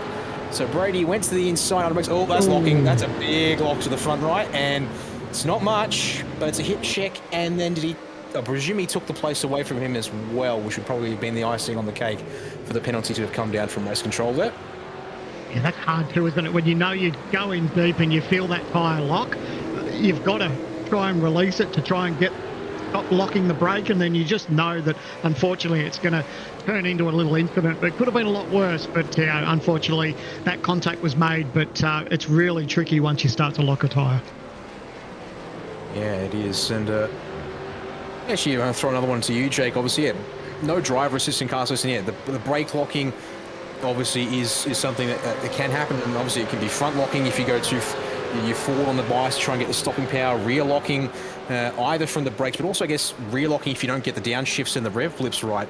Given obviously how difficult that can be, and then sort of the risk of it, and the fact that we're just over halfway into the race, it's Hayden Veld and Sean McNamara dicing there at the hairpin. How close are the guys going to be to the limit on most laps, so they know how much more they've got if they want to go for a move per se at a turn like the hairpin? It sort of depends on the driver. I think you do what you can to kind of try and line people up. Something that's really key, I think, in this series is they actually have a slightly different sort of standard for passing, or rather overlap requirement to make a pass legitimate to a lot of other series we've raced in. In most other series, you sort of have to be at the B pillar, as we used to call it, or at the center point of the car by the apex, or the point of contact. Whereas nowadays, in this series, you've got to be at the the front of the rear guard by the turn-in point. So you don't have to bomb it in quite as deep. A lot more onus is put on the car on the outside to sort of give you some space. But to answer your question, I think a lot of guys have some in reserve. Like, they know from qualifying how late they can brake. And obviously it's a bit of an art in this car, especially in these hairpins, to throw it in a little deeper than perhaps you probably should, and then to park the bus and make sure that they can't get you back on the way out. That's excellent insight. Very much appreciated, Jake, there. As while we're talking there, our first taker for their second compulsory pit stop was the 097 of Forzan El Nabi. 12.8 seconds later, he's down in the way, and Josh Thomas has followed him in as well. So I'll be curious to see it. 12.5 seconds for the number 5 machine here tonight. So go and track that one there for you and see what that turns out to in terms of fuel information. And I actually need to go back and find out when he stopped for his first time to be able to plug it in. But crucially for El Nabi, he's put in, according to my average fuel burn numbers, just enough, technically on the short side, to make it home. But that tells you there he's been saving a little bit in that opening stint running around with Jordan Ross, and being in behind close proximity to teammate is the prime position for fuel saving. No surprises there, of course. Now we start thinking about, obviously, the pit stops. If I was on the radio to Job, I'd be getting him in sooner rather than later, get that penalty over and done with, and then push on, see what positions he can make up, because it's easy for some people to make mistakes coming into pit lane. You know, we've seen drivers where they overshoot their box and then they have to pull reverse, get back in. You know, it doesn't happen a lot, but it does happen occasionally, and you can be gifted a few positions like that. So that might be for something you need to think about and get that pit stop and that penalty over and done with, and then just give himself enough laps up his sleeve so he can chase us down, because we're lap 31 of 44, the time is quickly ticking away. Get a couple more takers to the pit lane in the background as well. Zach Rattray Wyatt, Bo Albert, both in from the back half of the top 10, along with Sebastian Vandel, Scott Gamble, and Zach Vlasbom. They'll all pop up on screen there for you as they work their way through the lane, as we keep tracking El Nabi here, because critically he's got some nice clean air. Couple of seconds up the road to Teo Sorono, about 2, which means that he should catch them in due course, but nothing too crazy there. As I'm looking here at the back of the top 10 for those who are staying out. Drivers like Kurt Stemmer, who went long in the first stint. Curious to see if he chooses to keep going long or maybe flip the script here, as we're approaching, well, at the end of this one here, it'll be 13 laps to go for our leader and for everyone else on the lead lap as well, mind you. Now, importantly, there's Phil Sell, but look who's come out in front of him, or I should say come back out, since in the pit lane for 7 minutes and 13 seconds later. Jake Maloney's got the engine somewhat repaired, and critically you can see here he is going to do his absolute best to make sure he stays close enough to the leader to be classified for the all-important points, so he doesn't fall all the way down the order here tonight. That's massive. That actually takes a lot of pressure off him into the final round. So we've seen other drivers just firing into pit lane now. For him, you know, obviously it's a bad night, but just to salvage what he can really takes the pressure off next week, and hopefully it works in his favour, but good to see him back out there. Yeah, so we've got Jordan Ross, Hayden Veldiet, Jacob O'Reilly, and Matthew Bowler, as you see on screen, all coming in. We'll see their times start adding up as, Brady Bourne, that is, I think, yep. 07 of Bourne having a huge wiggle indeed through the last 2 turns, and it clears the way for Bo Albert to take that spot off him up the inside. It was probably the easier ones Bo could have had, and out they come through turn 1 as Rattray White appears just in behind, pardon me, it's Jordan Ross coming out just in behind the 17 of Rattray White, and that there being a successful undercut for the 17, I believe. Hayden Veld there coming out a little bit behind both Baldwin and Albert, so it hasn't quite allowed the EIT cars to stick together in their group. But also crucially, don't forget, Bo did take more fuel than his teammates at the first stop, and it's now paid off for him with the shorter second stop, of course. It starts to get a bit messy now, doesn't it, where everyone's starting to think about pit stops. Jared is going to push on. He's obviously got nothing to worry about. He's got himself a nice little margin, 9.3 seconds. You know, he doesn't have to worry about Job. He's just pushing on. Job's now in. It looks like Griffin's going to join him as well. So these guys are going to paddle it off in the pit lane together. Be interesting to see if Stewart takes his penalty now, as they're both in the lane.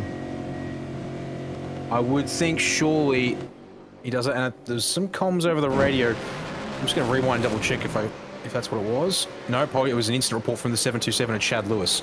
Unfortunate issue for the ERT driver, which I think I caught at turn 11 about a lap or so ago. As we'll watch the clock tick up here now whilst we watch the battles on track. So we expect around here 11, 12 seconds. And there you go, Gardner. No, he's not going to do it. Once again, Job Stewart is going to just top the penalty post-race. Yeah.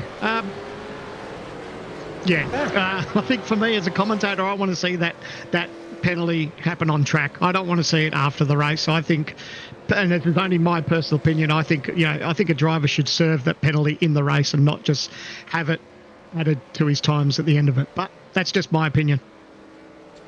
And this is why Chad Lewis got on the radio in the background. Man, Brody sentenced in the number 60 entry there.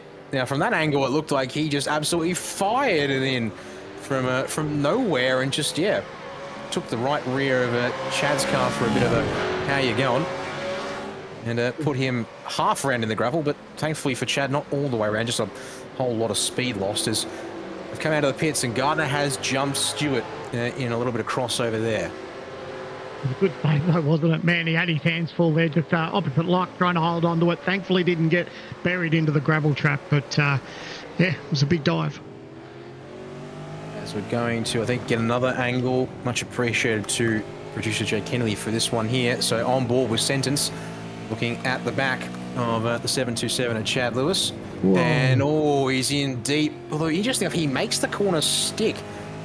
Now, Jake, he wouldn't have lost a huge amount of speed from that contact, so presumably that implies Sentence maybe, also, I should say, rephrase it, Chad there maybe a little slow and off pace into turn 11, and that's caught Brody out there in the number 60? Yeah, I think so. I think that's not a corner that I think you would ever consider making a move from that far back. So I think that's, definitely a mistake there from Brody. Just misjudged the pace of the car in front of him and has hit him as a result. But in line with the rules, you've got to be at the front of the rear guard by the apex. So, by the turn-in point. So that will, without question, be a penalty, I think. Yeah, wouldn't expect too much different to that. From my limited interactions with the series already in other capacities. Do have a teammate in the series. In fact, Tyson Ball is his name. He's in the pits right now. Unfortunately for Tyson, it's been without too much help we've been able to give him. It's a bit of a rough time, but still trying to truck on, try and give it a good stab here to round the series off, and hopefully get to the end of Fuji in 2 weeks' time, and then we can review internally there as we watch Sebastian Vandel and Connor Nixon have a go at it here on track for 17th place. Now these two drivers here have done their second stop, so they are racing for their final positions as well. Speaking of stops, both Ian Ford and Jared Filso into the lane, as well as up the inside goes Nixon, and Vandel not looking to contest here at this time, at least, as they've got 10.5 laps to go already at this stage, Sandman. Yep, and he's just touched on. You can see those guys in the pit lane now. So serving that penalty, there's not really too much pressure on Jared. Pretty cruisy for him. But you can see, just coming onto the start-finish straight there, Jared's still in the lane. 17-second stop. It's going to be pretty close, but looks like Jared will hold on to it. Closer than I expected, to be honest. Yeah, remember, short stop for Phil Sell to begin. So he's had to pay it back with a long stop here towards the end, and by my numbers he's also overfueled quite a bit, so therefore suggesting that the numbers I was able to scrape before the broadcast tonight may be a little on the low side for fuel burn, and that running out in clean air, Jared's burning a bit more, of course, or then again he had the margin, he could afford to probably be a little overkill on the fuel and just absolutely be sure that he's going to make it home and maybe have a bit of fuel left over for some burning up of the rear tyres once that checkered flag waves. I think if the drivers have got themselves in a good position, they've got themselves a decent lead, it is probably nice just to have that fuel just in the car, so it's just one less thing to think about. I don't know that it would have been that close, but for him just to have that little bit of extra fuel on board, knowing that he doesn't have to worry about, I guess it's that little bit of reward for that mid stint that he did here. He pulled a nice little gap on the rest of the field, and looks like he's been rewarded at the end of the pit stop. Indeed, and now he has all 2 laps, but still those 2 laps will probably make a difference when it comes to the tyre life here, as we'll watch this battle for 22nd. Andre Yusuf there, who's got a bit of a margin. It's more really between Michael Whiting and Luke Mitchinson here for 23rd amongst these two, this quartet I should say. It's a duel, but no moves to the hairpin this time at least here on lap 35, as we'll go on board with Whiting here and look out towards the 04 Mitchinson. Brady Baldwin close in behind as well in that 07 Sinji Sim Racing Mustang. And I think Brady might have had a chance to serve his time penalty. Can we check? He's been... Yeah, 21 seconds been told he has served it. And that checks out as also seeing in the chat and also informed in the background. Penalty has been decided on. And seems maybe a little like Burgess. Maybe this is the extenuating circumstances that I was sort of suggesting maybe happened there. But 5 seconds for Brody's sentence for his contact with Chad Lewis into turn 11. He's back on lap 31 now between those two cars, same man. Yeah, penalties always hurt, especially when they're towards the end of the race. That's where they really sting, because you know you've put in such an effort for the night, and then to know that you've got that penalty hanging over your head, yeah, it sort of stings at the end. It's never fun, but right at the end of the race, that's it's tough to swallow. And this is the battle for second. A dive up the inside, going to get the job done here. Not too much of an argument there. Obviously, we know that Job's got that penalty he has to serve, so really there's nothing to gain, nothing to lose, to push on. So Griffin's just like, you know what, have it, push on, see you later. Meanwhile, that's Vondel and Nixon, I think it is. And then you've got in behind another pair of cars. So 57 belongs to Zachary Vlasbom, and it's Mike Taliancic. Yeah, those two cars dueling there once more. It's also got Damian Johnson into the mix. The 19th here as they get awfully close into the Mercedes arena. And all the while, Jared Philsott decides, yep, now's a good time to set another fastest lap of the race in clean air. And certainly making pretty steady work of it here now that he's got less than 8 laps to go already. Conditions out on track, still looking very steady indeed. Look at that there, track temperature steady, down a tiny bit. So it's fluctuating between 21 and 22 degrees. Air temperature pretty much locked constant here, not shuffling around. So it's definitely been the right conditions to have a race where you can push on for the most part from start to finish within the limits of the way the tyres respond to driver input on these cars, of course. And see here who's got a little bit left in reserve now. We're coming into this closing quarter of the race. A lot played out through the night, hasn't it, Daniel? It's produced some good racing. We've seen plenty of passes, as we see another one on screen there. But, you know, these guys have really put out a good round, and we saw just how aggressive was at the start. Really good close door-to-door action. And we have really seen a little bit of everything, Carl. I think this racetrack really suits the supercar. It's always been a good show, and tonight hasn't been any different. I have to agree, yeah. Certainly it's been aggressive, and what we've got to see has been, yeah, it's been good. Obviously, mistakes have happened, and penalties have therefore had to be issued and such, but I'd almost say, unfortunately, that's just the way it goes. Sometimes you almost expect something to happen somewhere, and with drivers fighting over things like, yeah, the chance to be promoted into the Pro Invitational Supercar Series, the main game for this year, and those fighting to not get demoted out and not be invited along, means that things could be pretty feisty indeed. And unfortunately, there have been some victims as a result, but others have persevered and been able to make something of it at the very least so far tonight. Not all lost too, but there's drivers out here that, you know, that may not make the top 20. Something that could work in their favour is that teams will be watching these series just to see who's out, who's about, if there's any emerging talent that maybe didn't get quite through for the championship, because we've got endurance season to think about, and we know the way the driver pairings are. There's always people that are always on the lookout for new, fresh talent. And Jake, you can probably touch on this a little bit, being involved in TTR. You know, you start thinking about your endurance package and who the opportunities you are to have drive with you. You obviously want to put the best foot forward there, but this would be a good series to see what some of that emerging talent might be. Yeah, that's right. Obviously, all the people we have in our team will come first, no question. But yeah, definitely, this is the kind of place you'll look for those couple of drivers who maybe don't have teams or don't have a drive in those teams in the Enduros. Definitely to try and, you know, look at it. You know, we might even give you a Sandman. You a call up Sandman. You never know. Desperate times, mate. I don't know if you'd want that. Oh, look at the move up the inside here. Trying to make it stick on the dirty part of the racetrack. Oh, cooler heads prevail, and everyone gives each other plenty of room into the corner. But man, oh man, that was close. Brady Baldwin giving Luke Richardson maybe half a car's width before they started braking. The car's width showed back up, and then no dice says, oh, there's been trouble down at the Mercedes arena. Damian Johnson and Mike Taliance to 777 in particular, parked just off the curb, gets the motor refired, and is able to find a gap to rejoin him. But whilst we're looking at that excellent replay there, trouble afoot, and then here, Whiting and Mitchinson still going at it as Johnson, re-emerges in this group that was fighting a moment ago. We'll have to queue up the next of our replays here to try and piece together what's happened to Tally and Mr. Johnson, and unfortunately which way we might have to apportion some blame. And actually we'll get it this here first. So this is a replay. Okay, so Tally has on the inside the 57 of Vlasbom, and it starts with that here. So they're both slow as a result of them both trying to take the apex there, Sam Man. And we're going to watch for the 033 of Johnson in behind the 57 on the right of the screen. So they go single file. Johnson looking. And he's going to get there. He looks about there. Oh, they're both around. Yeah, fired in the door. Remember I touched on before about getting those late penalties? The last thing you want to do is get yourself into mischief too towards the end of this race, because yeah, whether it was your fault or not, you're going to be backwards and you're going to lose some positions and lose some time on the racetrack. But for a driver to get a penalty this late in the game is not ideal.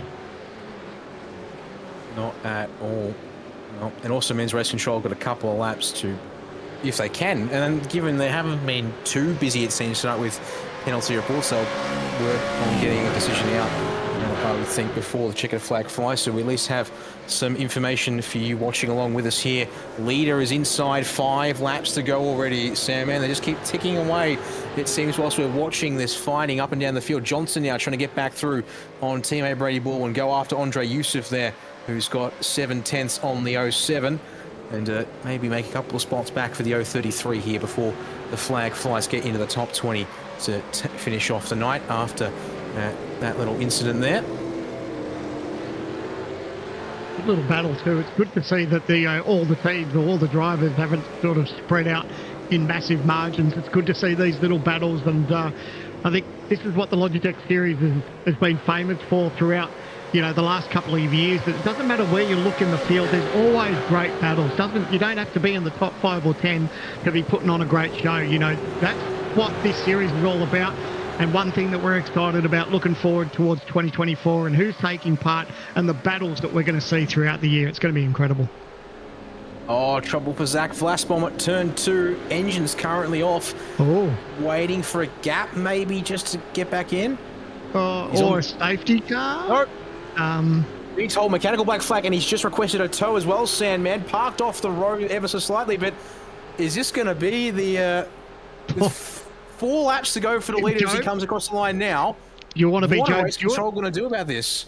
I wouldn't. No, because Job is praying there's no safety car. I don't know that race control will bring one out. I'm not sure. It's still... Oh, you can see it. Blue, locked up. He's still in a position where there could be a safety car, but I guess that's up to race control. But man, oh man, that's not what he wants to see with a couple of laps to go. No, indeed, and there you go. It's on screen. They've cleared him to get out of the way. We are going to say green here to the end of the race, which means Job Stewart dodges a bullet. I mean, he still drops to... And this is the thing. He drops to P5 as it is. I think also part of the reason being, the safety car procedure here, we would have been lucky to get 1 lap of racing left had they chosen the call, because with Jared already at the start-finish line, they don't pick him up to 3 to go. Then you do 2 laps on the safety car, and that's about it. But we'll talk about ifs, buts, and maybes later, because you've got Bo Albert trying for a second time on Zach Ratcho White. Last time he tried this big lock-up for the 06, and that meant he had to give the place back, or, well, basically offered it up on a silver platter to the Vermilion Motorsports entry there. No dice this time through the hairpin, as they'll head back out the way they came in. You're probably a little bit surprised. Bo had really good pace on him last week. He's obviously got his hands full there, but still not giving up. Just trying to see how he's positioned. His car looks good, though. Just unfortunately, just hasn't been his night as far as strong pace. But, at the end of the day, he's still in it with a shot. Just needs to make tonight get out and just think about the next 4 laps, making sure he doesn't do anything silly or get caught up in any incidents. I think clearly wants P7 here. For the next couple of laps, he's going to give it a crack, it seems. But I think you're I would expect, yeah, for Bo, he knows he'll be okay if he stays P8. Just a question of he'll try for 7th within reason.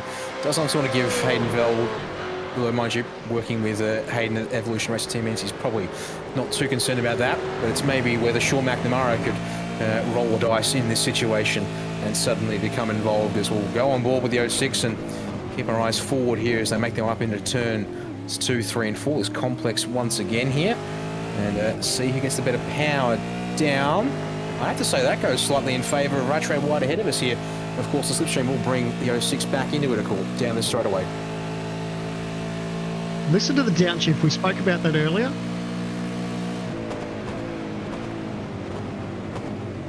Obviously not too aggressive towards the end of the race, but yeah, we were talking about and touching on how important those downshifts are and how damaging that can be to some of these cars, but not too aggressive, just being smart with 3 laps to go. He knows what's in front of him, and like you touched on, Daniel, that he's in a good position in the points and doesn't need to worry about making up one position here or there. It's one of the things that Jake definitely touched on for us here. In fact, there we go, look at our top 20 in full. Currently based on the live standings. So Phil Sell stays in the lead, of course, with a perfect run so far. That's El Nabi up to 2nd, Ross up to 3rd. There you go, Bo sits 4th as he stands. So definitely no need to go crazy. Maloney, by staying out on track and getting classified tonight, only drops to 7th. That, as you pointed out when we saw him come back out, super critical indeed, whilst we're watching some drivers here battling for positions just inside the top 20, as it's now Yusuf versus Johnson into the Mercedes arena. Oh, contact! And Johnson around a 2nd time at this turn in what I think is about 5 laps.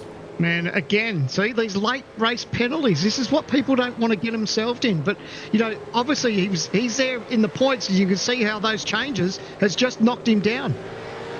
From basically, I think it was 17th before he went down 20th. Right to 20th there. And he's now got Brian Borg trying to get up the inside. And I think if Borgie takes that spot, yep, drops him to tie with Baldwin, and he gets it back there through turn 11, though. Man, that just goes to show just how crucial it is. You know, you don't want to get yourselves in positions where, you know, you obviously get yourself into a point where someone turns you around, because you lose so much time. But you don't want to be in a position where you get a penalty as well. Speaking of penalties, here's one that's not from race control. It's our first driver picking up the iRacing incident limit penalty for tonight. Andre Yusuf in that number 900 for Olds Australia has to trundle the lane, and that's going to definitely be a sting in the tail for the driver there from Olds Australia. Comes back out right next to Damien Johnson, who he unfortunately just entangled with. So take 2, not again. Although Not he's again. in deep. Oh, and Johnson hip checked out of the way. Borgie's going to get a run now, surely, to take this place away from the 033. And meanwhile, just in case we were wondering, the white flag is in the hands of Barney, and Jared Philsell's got 4.5 seconds to be able to mind his business while he takes this final lap on the Hockenheim circuit, whilst these 2 lap and a half to go for them, and it's the hairpin up next. Oh, they're both just trying to be very, very careful. Don't want to do anything silly. We've seen contact for Johnson. He just needs to keep clear. Don't want to get himself into caught in any drama, but man, how's that? He gets turned around, and the car that turns him around comes out of pit lane. I mean, you'd be starting to question about how you'd go about it, but obviously cooler heads prevailed. It's easy to get caught up in the moment, but thankfully they've both been able to push on, but there could be a steward's inquiry a little bit later. I would think so, although I haven't heard a call to race control about it yet, as more drivers coming around to start their final lap of the race here. Kurt Stenberg now clear of Teo Sorono and Josh Thomas, who actually make it pretty much side by side through turn 1 as they lean on each other to get here. Gives the 47 the breakaway, of course, and therefore it's Thomas looking for the inside. He locks the right front, somehow pulls it up, and Sorono coming down towards the corner of his car. That doesn't end in disaster for either of them. I thought it was, though. Oh, that had a recipe for both cars backwards in tears, but man, they got away with it. Oh, very close indeed. I think I also It's not over. seen on my... Yeah, no, of course it's not over. There's half a lap to go here. Thomas trying to now cut underneath, as we'll check back in with them later, because the leader of the race is going to make it 3 from 3 and make it almost, well, is a perfect run and leaves himself 1 race to go. Jared Philsell will take the flag once again in first place for the number 94, and it's Stewart from Garner on the line, but of course that will send the 35 backwards. Connor Nixon's found the fence at the hairpin, unfortunately. We might have to, I'll try and figure out what's happened there, but the battle still on here between, Sorono and Thomas. That there is the fight for 14th place now, Sandman. Yeah, these guys are not giving an inch. They know they've only got a few corners to go. The last thing, we touched on it. I've said it for the last few laps. You don't want to make contact and get a penalty, but you want to race as hard as you can. Every position here is counting. It's obviously crucial. We've seen how the points have changed sideways on exit. It's going to finish line astern here, but these guys really putting on a good show and grabbing what points they can as the series starts to wrap up as we come to the conclusion of round number 3. Drivers cross the line, so a check back in on the replay. Seb Van Dal and Connor Nixon, they were together about 8 laps ago when I think we last checked in on them. So down to the hairpin we come. Unfortunately, the 168 ends up in trouble here on the outside of the hairpin. Is he going to get squeezed as he tries to hold the outside? Oh, big slide. Unfortunately, net code. Not the contact we want to see, and neither driver's fault there, which is definitely a right shame. And with that, our race is practically concluded. In fact, according to my timing, looks like everyone has had a chance now to take the checkered flag. So Jared Phil, so yeah, definitely a little tight on fuel, given he was up front leading pretty much the entire time, because that's an engine out light on the back of the number 94. And, well, don't think he'll be getting much further back towards the pits in that case. And just means that hopefully in a second, Sam, we'll get to our race results as they provisionally stand. I think Jared would be pretty happy with that. I think regardless now, I think that pretty much cements his position in the series now for 2024. 3 out of 3. You can't fault it. He did everything right tonight. He hasn't stepped a foot wrong for the whole series so far. And now obviously he was our inaugural champion, and good to have him back in the Logitech G Pro Invitational for 2024. Indeed it is. Job Stewart's second across the line, but yeah, once we account that 10-second penalty unserved all race long, that will promote Griffin Gardner to second, Forza Alnabi onto the podium for third, and Richard Hamstead to 4th place, with Stewart slotting into P15 there as a result. Jordan Ross able to come home in 6th place, as the results then stay unaffected at this time, at least, with Rattray White behind him for P7. Bo Albert gave it a final shot, I think I saw at the hairpin. No dice for the 06. He'll have to settle for P8 tonight, ahead of his teammate in Hayden Veld in the 053. And Sean McNamara ran at the top 10 for 9.5 Sim Sports. Absolute cracker of a round, wasn't it? We saw some really close racing, some aggressive racing, but everyone knows that the pressure's on for round number 3, knowing that there's only one more chance to make the grid for 2024. I think there'll be a lot of laps done throughout the week, everyone preparing for that final round as we head to Fuji for round number 4, the final round of the qualifying series for the Logitech G Pro Invitational for 2024. Indeed. One other thing I think also is important to know is we're actually taking a week off next week. The final round doesn't happen next week on the 21st of February, but it will happen on the 28th of February. And one final question, I guess, from me to you, Jake, is that with 3 rounds back to back, there's not a huge amount of time for the drivers to do a race and then have to reset and prepare for the next round. Do you expect how much things will change for drivers if they have with having the extra week to prepare for this final race in 2 weeks' time? I think it'll largely depend on where the guys are in the championship. I think Jared Filsell will probably be out at Sebring tomorrow because he's in. He's the 21st driver on the grid now for the main series. So, but if you're one of those cars who's maybe, 19th, 18th, 20th, 21st, I'd be spending just about every night for the next 2 weeks getting my head around Fuji to make sure that you put yourself in a good position in quali and get it done, because obviously pressure's on for the last round, so pressure relieved a little bit with that extra week. But yeah, standings up now, and Jared, I believe, will be the only one locked in. Everyone else still has something to lose. Yeah, with 200 points on grabs per race for the race winner, and also the fact that drivers must finish, complete 75% of the laps that the leader completes to be classified. So here tonight had to get to lap 33 to be classified, or therefore be no more than 11 laps down on the leader to be classified here. So as we tick over the page, P20 is, well, actually currently equal 19th between the Synergy teammates of Damian Johnson and Brady Baldwin. So, yeah, 200 points clear. Yeah, Jared Filsell has it easy done there. He's just over nearly 250 clear at this stage. And crucially, once again, got a tie for 15th between Griffin Gardner and Job Stewart. Now, that'll change with a post-race penalty. But look here, I'd say probably back to Michael Whining. There's a chance maybe, but then again, it's a fairly tight point scheme. We're maybe even only talking as far back as Connor Nixon there in 23rd. But that's a lot of assumptions that are being made at this stage, Sam, and as to who's going to advance or fall backwards necessarily at the final race, a rough range of where they might finish. So still could be up in the air if someone has an unfortunate final round of this qualifying series. Absolutely, and what I'm seeing there too is teammates too that are going to be fighting each other for those final spots. So that could get a bit interesting. Obviously, they're going to work as hard as they can together to try and get the best setup possible to take on Fuji. But man, when it starts to be, when you're racing side by side and you're battling your teammate just to make that top 20, well, it could make things very interesting coming the final laps of round number 4 at Fuji. I mean, you're not wrong. Yeah, we saw. Yeah, Johnson and Baldwin are tied from Synergy. You saw there that it was Mike Taliancic and Andre Yusuf, I think it was. Pardon me if I've got the wrong Altus Australia driver there. Just outside the 20, a handful of points between them. So I think that is a good point you have to make, because unfortunately, this is, the one and done, at least that's what I'm expecting.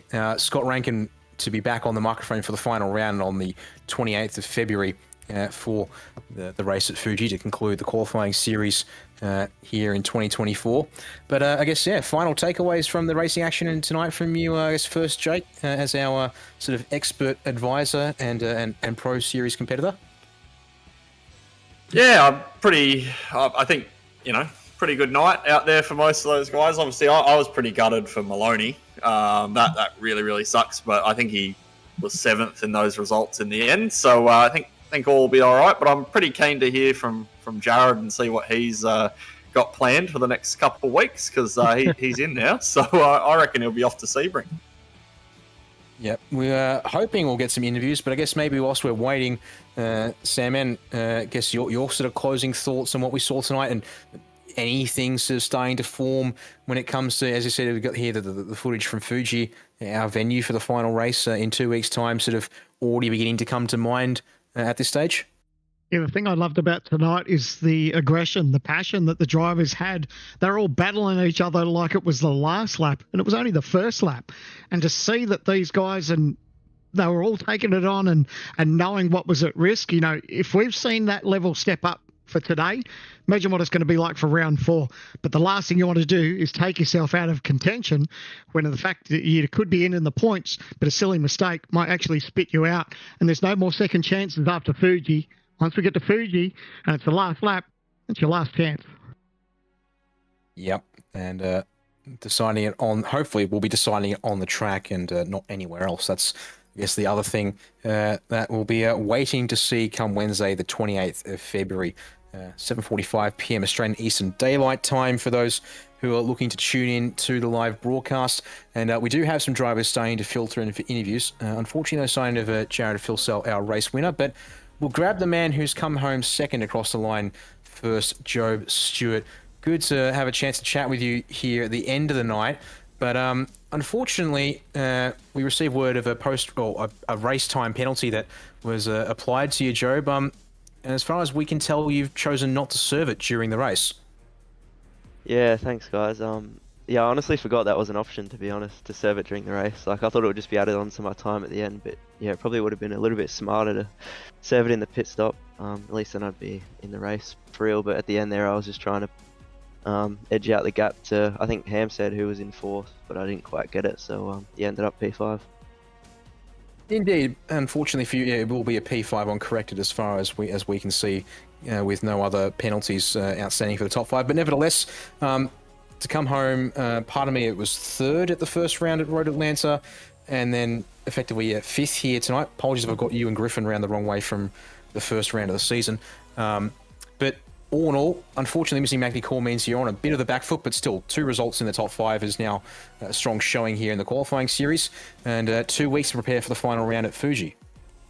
Yeah, for sure, and I think I'm just still inside the top 20 there in the points, so yeah, just going to Fuji, you know, try and take it easy and finish the race somewhere inside the top 10ish, and hopefully it's enough to get me through to the main series.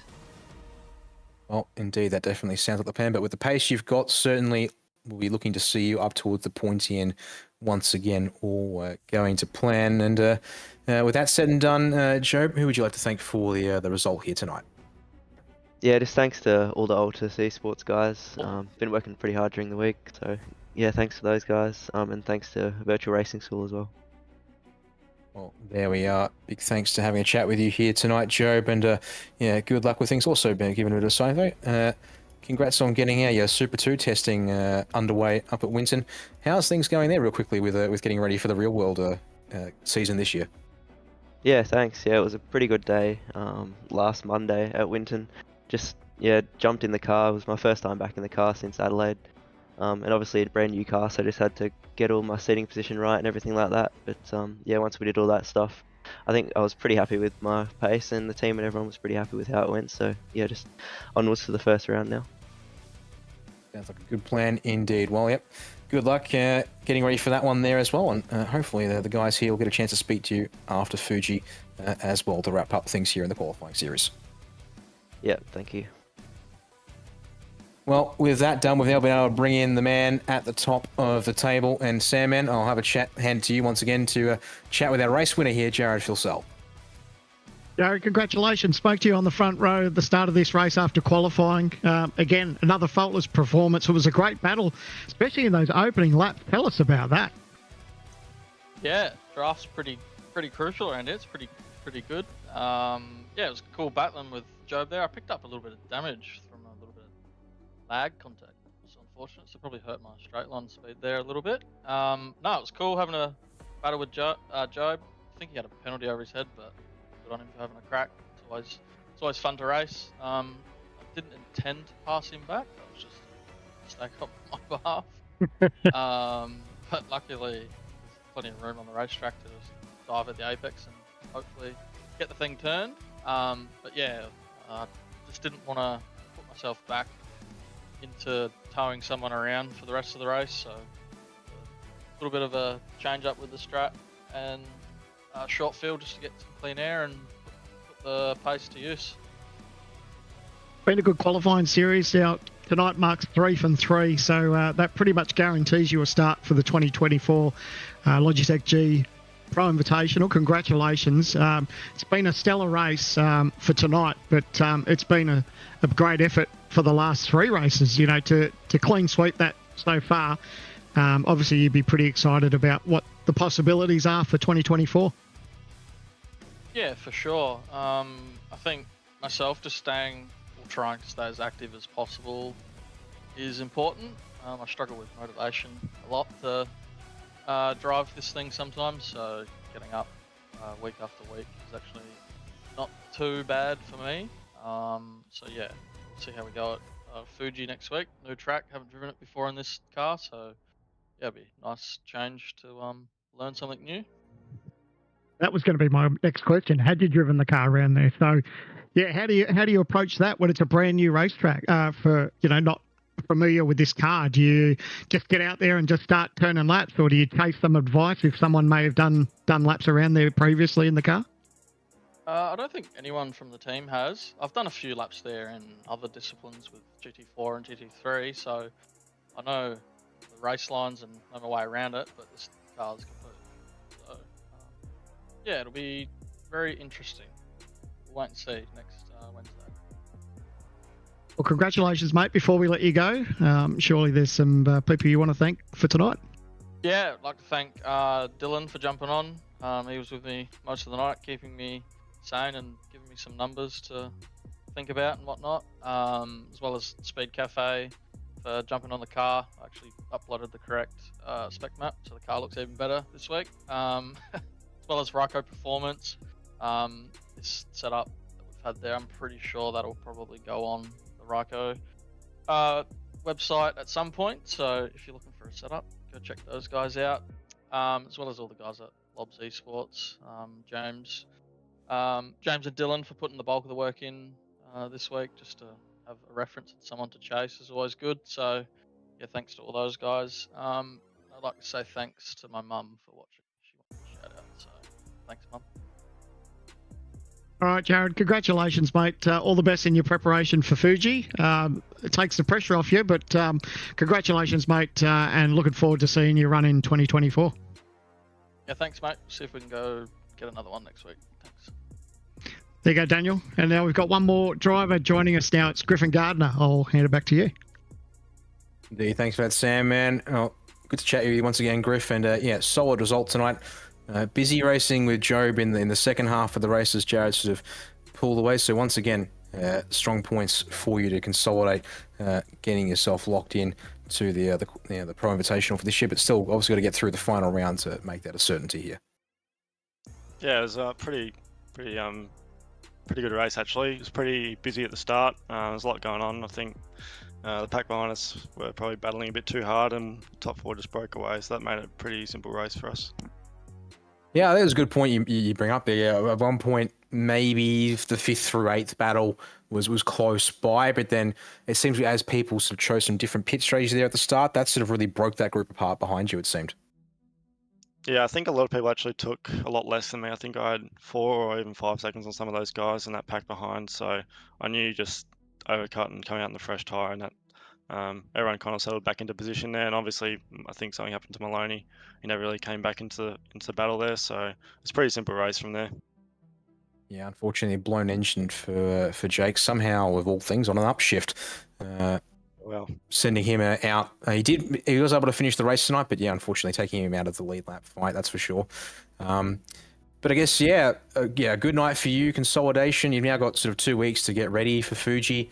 With having a bit of extra time to prepare for that final race, sort of less sort of pressure or concern, given that, I guess, for you, it's been a little bit different, obviously, unfortunately missing out on last week's racing, but with sort of the rapid fire 1, 2, 3 that we've had so far, are you sort of expecting maybe a different feel to the preparation for the most part for the field, or is it probably going to end up something similar for this final race of the season coming up? I think there'll be a lot more prep for Fuji, just because no one's been there before. Setups will be, I think they'll be significantly different. So there'll be a lot of prep going in, I think. Tracks like this, we've been here in the past, so you normally have a base to go off, or even recent sets you have, but I think, yeah, next round will definitely be a different direction for sure. Well, look forward to seeing how that one plays out. And before we let you go, Griff, for your P3 tonight, who do you want to thank for getting that result? Again, just thanks to Sean and the rest of the team for everything they do, and to our sponsors as well, Racecraft Simulations, Turn In Race Apparel, RSW Graphics, Racing Ears, and Prestige Cinematography. And thanks to the whole crew behind the scenes of the series for what they do, and also you guys for the broadcast as well. Well, there we have it. Big thank you to you, Griffin Garner. Good luck, well done once again, and good luck for the remaining race here in the qualifying series to wrap things up. Thanks, guys. And with that, I believe we are set to call it a night done, Sam, man, and Jake. Big thank you to both of you for having me in the comms box for part of the action here, round 3 of our 2024 qualifying series for the Logitech Pro Invitational from the Hockenheim ring in Germany. As I mentioned earlier, I'll hand back to Scott Rankin for the final race of the season at Fuji in 2 weeks' time, and leave you guys to it, and hopefully get a chance to listen into the action once again when we get there. On behalf of Jake and Stephen, and as well as Jay Kennedy here in the broadcast and production, to all the series organisers as part of the series, and those helping run it on the night. A big thanks to Logitech, of course, as the primary sponsor of Logitech Pro Invitational. My name's been Daniel Yeaman. Thank you all for watching us here tonight. Congrats to Jared Filsell, 3 from 3, 1 race to go here in the Logitech Pro Invitational qualifying series for 2024.